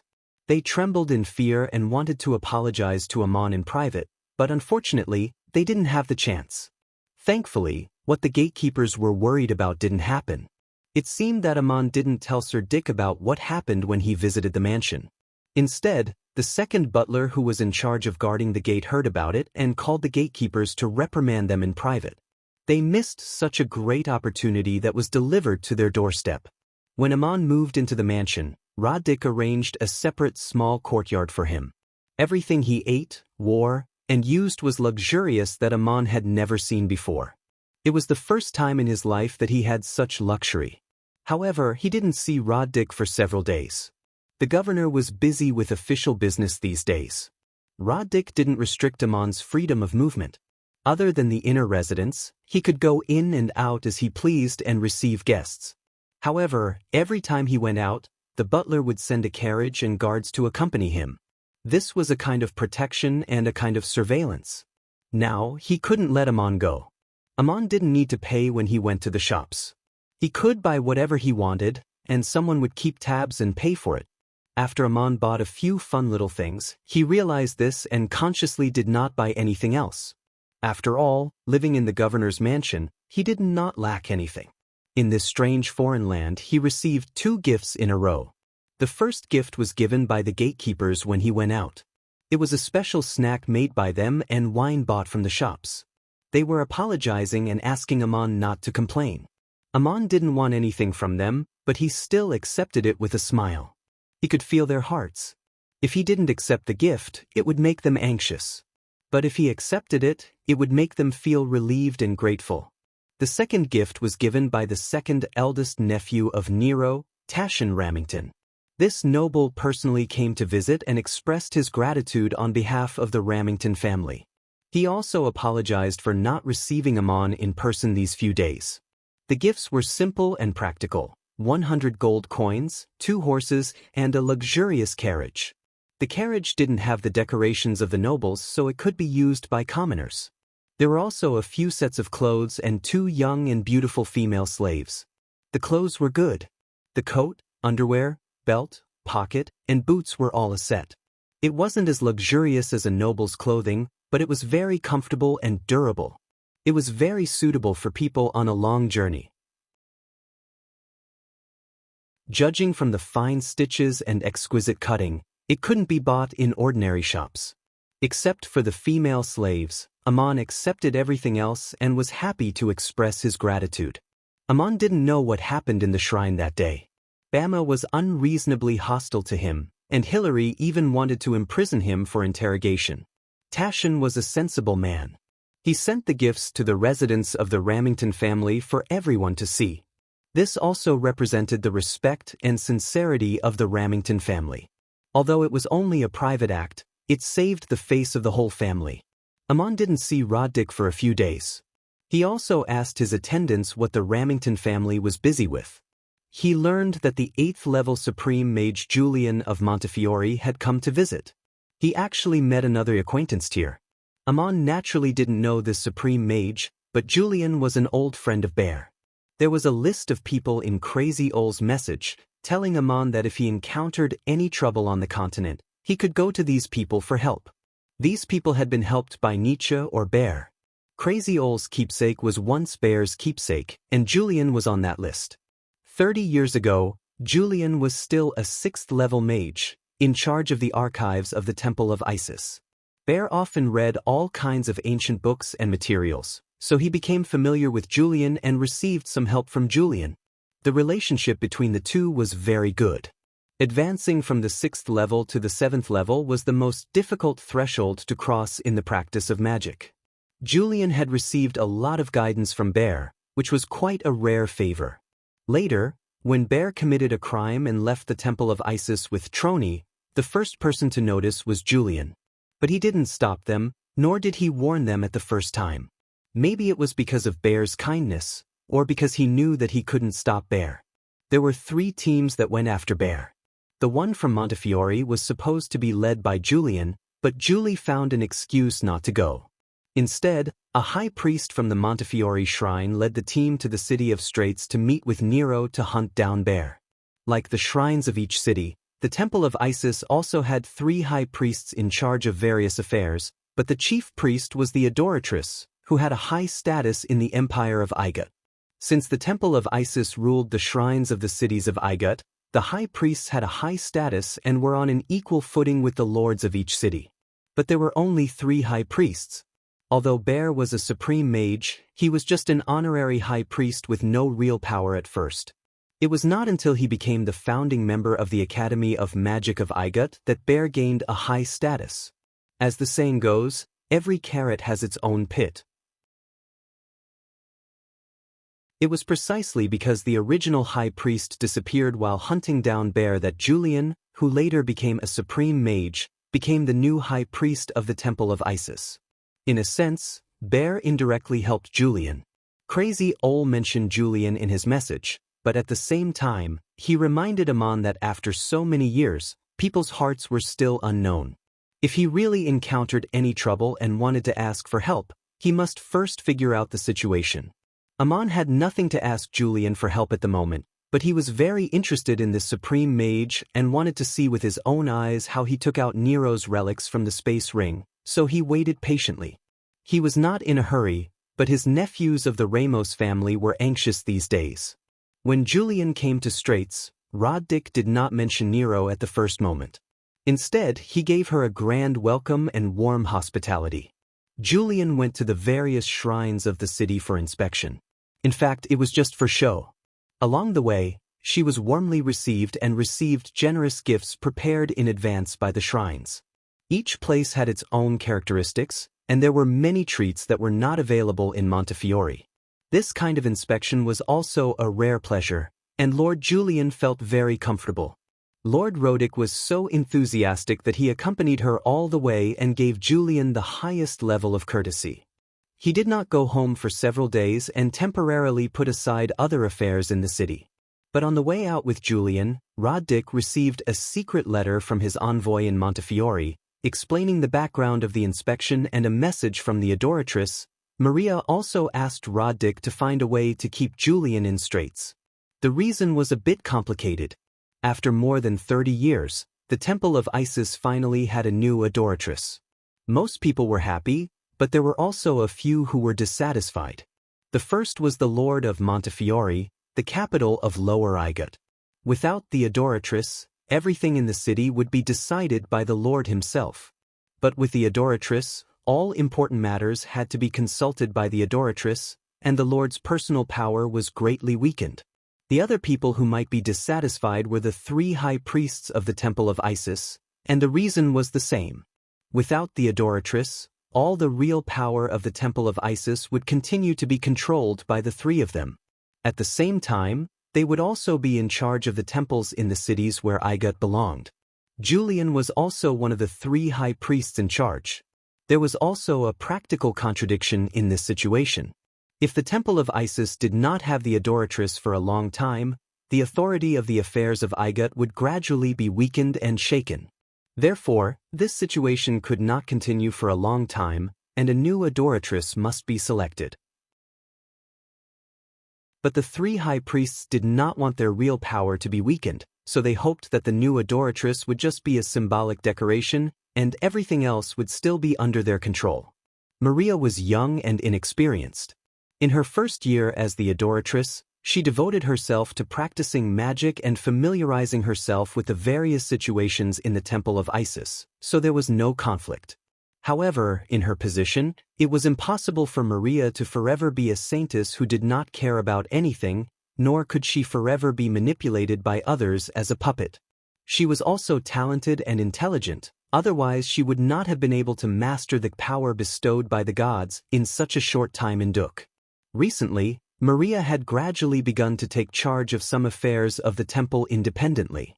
Changing and rectifying the old habits of the 30 years was a top priority. It just so happened that Roddick had repeatedly sent people to apply for a supreme mage to guard the Cape States. Maria took this opportunity. She sent Julian, the most greedy of the 3 high priests, to the Cape States to inspect. Inspecting the cities was a good job, and Julian came happily. But according to the secret report received by Roddick, the adoratress would send another order in a few days, ordering Julian to stay in the Cape States for a year and supervise the affairs of the border shrines. The order also reprimanded Roddick, criticizing the governor for his various omissions in the affairs of the shrine in the past few years, and asked him to respectfully and humbly accept the guidance and supervision of Lord Julian. Although the adoratress reprimanded Roddick in the order, the governor was secretly happy after hearing the news. First, she sent Julian to the Cape States, and then ordered him to stay, so that the high priest would not have the opportunity to oppose her. On the surface, the adoratress' order must be obeyed. Although it was not a very clever move, it was very effective.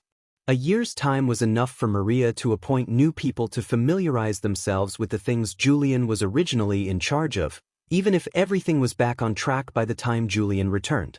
And Roddick also had a year's time to let Julian familiarize and adapt to the Cape States, looking for various opportunities to ask him to officially stay. Maybe after a year, when Maria was able to control the situation, she would issue an official order directly appointing Julian as the chief priest of the Cape States, and then select another trusted aide to fill the vacant position of the high priest. After receiving the secret letter, Roddick was no longer in a hurry, and just accompanied Julian on a happy sightseeing tour. They toured the territory of the city, and a few days later returned to the main city of Cape. Roddick was about to tell her about Nero's relics, but unexpectedly Julian spoke first. "My lord, I heard from the priests a few days ago that the best scroll maker in Igut, Nero, was the chief priest here. Just a few days ago, a foreigner returned Nero's staff and relics in public. Why didn't you mention this to me?" Roddick clapped his hands and said, "I was just about to say that the chief priest's staff, which had been lost for more than 30 years, returned exactly the day before Lord Julian's arrival, as if to welcome you, my lord. This is a symbol of the gods' care for Lord Julian." Julian didn't hear Roddick's implied meaning, but the words were very useful. He smiled happily and said, "I heard that not only was there a staff, but Nero also left behind a relic. What is it? I'm also very curious." Roddick looked happy and said, "I was looking for an opportunity to ask for your help, but my lord has been busy these days, so I have been too embarrassed to ask. It's a shame to say that there is no supreme mage in Cape, and none of us can open the space ring to take out the will and relics, so I have to trouble my lord to help." Julian laughed and waved his hand. "It's no trouble, it's just a small matter, I'm happy to help. Where is the space ring? Bring it to me now." Roddick leaned over and whispered, "My lord, don't worry, there's one more thing I want to tell you in private." He whispered a few words beside Julian. Julian was surprised and replied, "Oh, there's such a thing? Then quickly bring the staff, let's go to the secret chamber of the shrine." In the secret chamber of the shrine, Julian held the staff in his hand and read Nero's last words, his face solemn, and he was silent for a long time. He didn't speak, and neither did Roddick. After a long time, Julian once again activated the Taroculus and listened to the last words from beginning to end again. Then the message in the Taroculus gradually weakened until it was inaudible, having been erased by the Supreme Mage without batting an eyelid. Julian said solemnly to Roddick, "Nero's last words involve many secrets, they must not be leaked. I wonder who has read this message?" Roddick bowed and replied, "They are all related and trustworthy. For the sake of Nero himself, for the city, for the temple of Isis, for the honor and prestige of the entire empire of Igut, I have strictly ordered everyone not to leak it, otherwise they will suffer the most severe punishment. Now that this message has been erased, even if someone were to speak about it, it would never be acknowledged." Julian asked again, "What about the foreigner who returned the staff? What does he know? We must be careful with this man." Roddick explained, "He only saw the letter left by Lord Nero in the cave, and did not mention the past that should not be made public. Now this man is living in my mansion, and his entry and exit are monitored."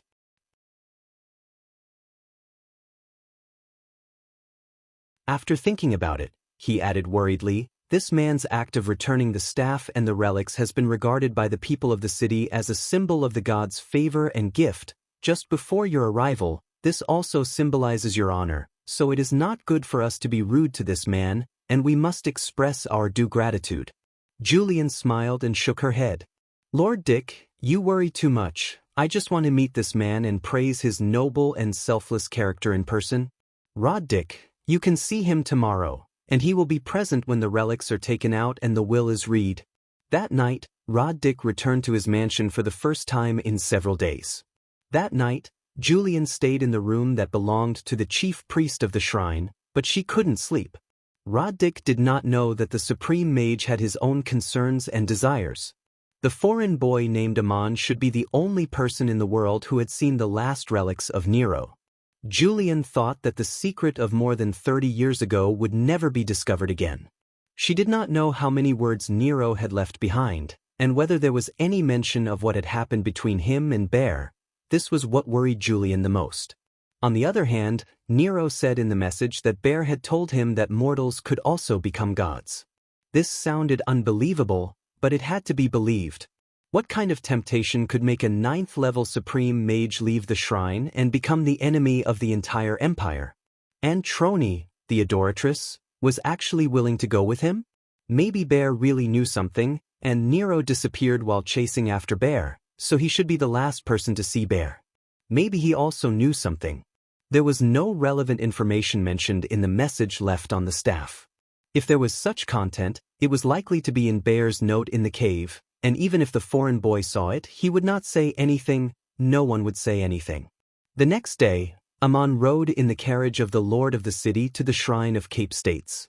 In a solemn hall at the back of the shrine, everyone was present. Lord Julian sat in the middle, with a ring on the round table in front of him. The high priest of the shrine of Cape States, the chief deacons, the 9 nephews of the Ramos family, and Amon were all gathered around the table, while Roddick sat next to Julian as a witness. In front of an 8th-level supreme mage, Amon did not dare to use detection magic to pry into what was going on. He just stared intently at the spatial ring. The result was a little disappointing. There was no new discovery. Julian just picked up the ring, closed his eyes, and with a gentle shake of his hand, the contents were taken out. This was similar to Amon taking things out of the bone. He took out everything in the ring at once. Amon sensed that this supreme mage was using advanced spatial magic, and his magic power was very strong. It seemed that Nero's spatial ring was far less precious than Amon's bone. Even a 3rd-level mage who had just mastered spatial magic could barely use that rib. Everything was taken out of the spatial ring, and with a crash, it instantly filled half the table. Everyone let out a stifled gasp, and most of them held their breath. There were only 2 things left behind by Nero, a variety of scrolls and a pile of scattered parangons. At a glance, there were estimated to be more than 70 scrolls, nearly half of which were advanced magic scrolls. There were also hundreds of parangons, among which there were 4 aquaticor and 2 flame sprites. What an amazing wealth!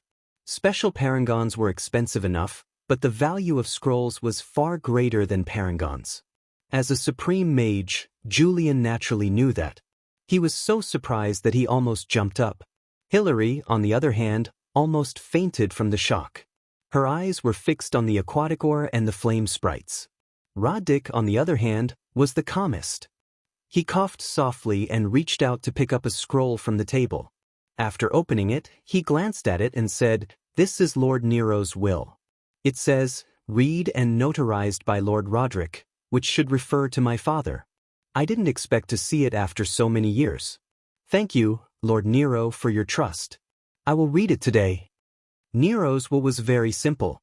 He divided all the scrolls into 5 parts, 2 to the shrines in the Cape States, which was his contribution as the chief priest, 2 to the heir of his family, in the hope that there would be an outstanding mage in the Ramos family to inherit his career, and the last to the person who returned the scrolls, which was a token of appreciation for his selfless and noble character. The parangons were divided into 3 parts, 2 for the Ramos family, and 1 for the person who returned the scrolls. Nero's reward was very generous, but from another point of view, it was also reasonable. If the person who returned the scrolls did not return them, he could keep them all for himself. At the end of the will, there was one more thing mentioned. He hoped that the chief judge of the Cape States could make an exception and let the person who returned the scrolls have access to his personal records of making the scrolls. He also specified which article it was. Presumably, it was to explain the use of the nameless gray scroll. This was Nero's intention. In his message, he once said that the gray scroll was more precious than the staff and the ring combined, but only after returning the relic could one know how to use the scroll. He was worried that the person who got the relic would not return it. After the will was read, Roddick handed the scroll to everyone and asked them to read it. However, Amon did not read it at all, because he had already said in advance that he did not know Igut's cursive script. Amon lamented in his heart. He felt that the distribution in the will was too unfair. He did not know Amon, and he was a lowly foreigner, but he got more than any of Nero's nephews. But in front of everyone he could not say no. So he pointed to the parangons and said, "I don't know the value of the scrolls, but I do know the number of parangons. There are a total of 103 parangons here. If we divide them into 3 parts, each part will have 34 parangons, and there is 1 extra. Amon, you take the 35 parangons and leave the blue and red ones." Roddick frowned and glanced at him. A contemptuous sneer appeared at the corner of his mouth. Tushuan Ramos said, "Cousin, don't you feel ashamed to say that? The value of special parangons is completely different from that of ordinary ones. Everyone here knows this. Since Uncle's will was notarized by Lord Dick, the distribution of the parangons should also be decided by Lord Dick." Roddick did not say anything. He would not count the parangons himself. He asked the clerk, Fayal Judah, to stand up and count the total value of the parangons on the spot. The value of the special parangons was different. The most valuable was the ventuscule. Because it could be used to make spatial objects, it was very rare, and it was worth 500 ordinary parangons. The Taraculus was worth 300 ordinary parangons. The flame sprite and the aquatic ore in Nero's belongings were worth 200 ordinary parangons. There were a total of 97 ordinary parangons, 4 aquatic ore, and 2 flame sprites. The total value was 1,297 parangons.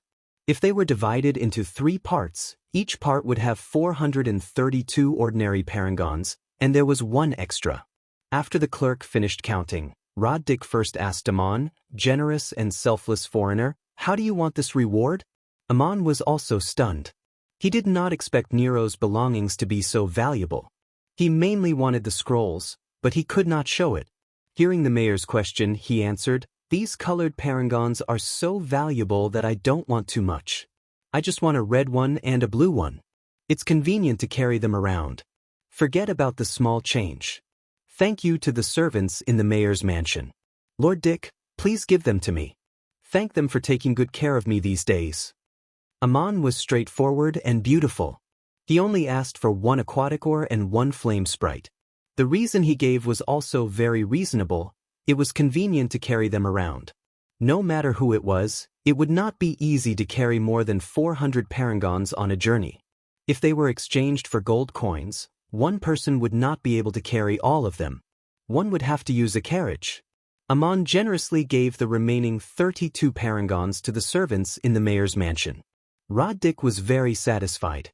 Amon took all the servants in the mayor's mansion with him. No one could object. Tushuan Ramzan also took the initiative to say, the Ramzan family should also take out double the odd sum, a total of 64 parangons, and let the lord of the city reward his aides and servants as thanks for notarizing the will. The remaining 801 parangons can be divided into 9 parts. Each of us can take 89 parangons. Several of Nero's nephews secretly glared at Tushuan, but no one openly objected. Thus, the parangons were divided. Next was the distribution of the scrolls. Roddick said humbly to Julian, "My dear lord, you are a supreme mage. You know the use and value of the scrolls best. I don't have the ability to distinguish them so clearly, so please be the judge." Julian looked at the scrolls with a look of desire in her eyes. She smiled bitterly and said, "The value of the scrolls is not as clear as the parangons. Sometimes they cannot be bought with money. In different situations and in the hands of different people, the meaning of the scrolls is completely different. Since it is not easy to calculate, I think we should use the simplest method. Here are 36 supreme scrolls and 38 intermediate scrolls. They will be divided into 5 parts according to the number. The mayor will represent the Shrine of Cape and take the first 2 parts. The Ramos family will take the second 2 parts. The outsider Amon will take the last one. As for the small change, the mayor will decide what to do with it. You're tuning in to the Passion Pages YouTube channel. We're so grateful for your support, and don't forget to subscribe to join us on this incredible journey through captivating stories. Your generosity through donations truly makes a world of difference, as it's the primary source of revenue that allows me to expand and enhance this channel for you. Thank you from the bottom of my heart for being a part of this adventure.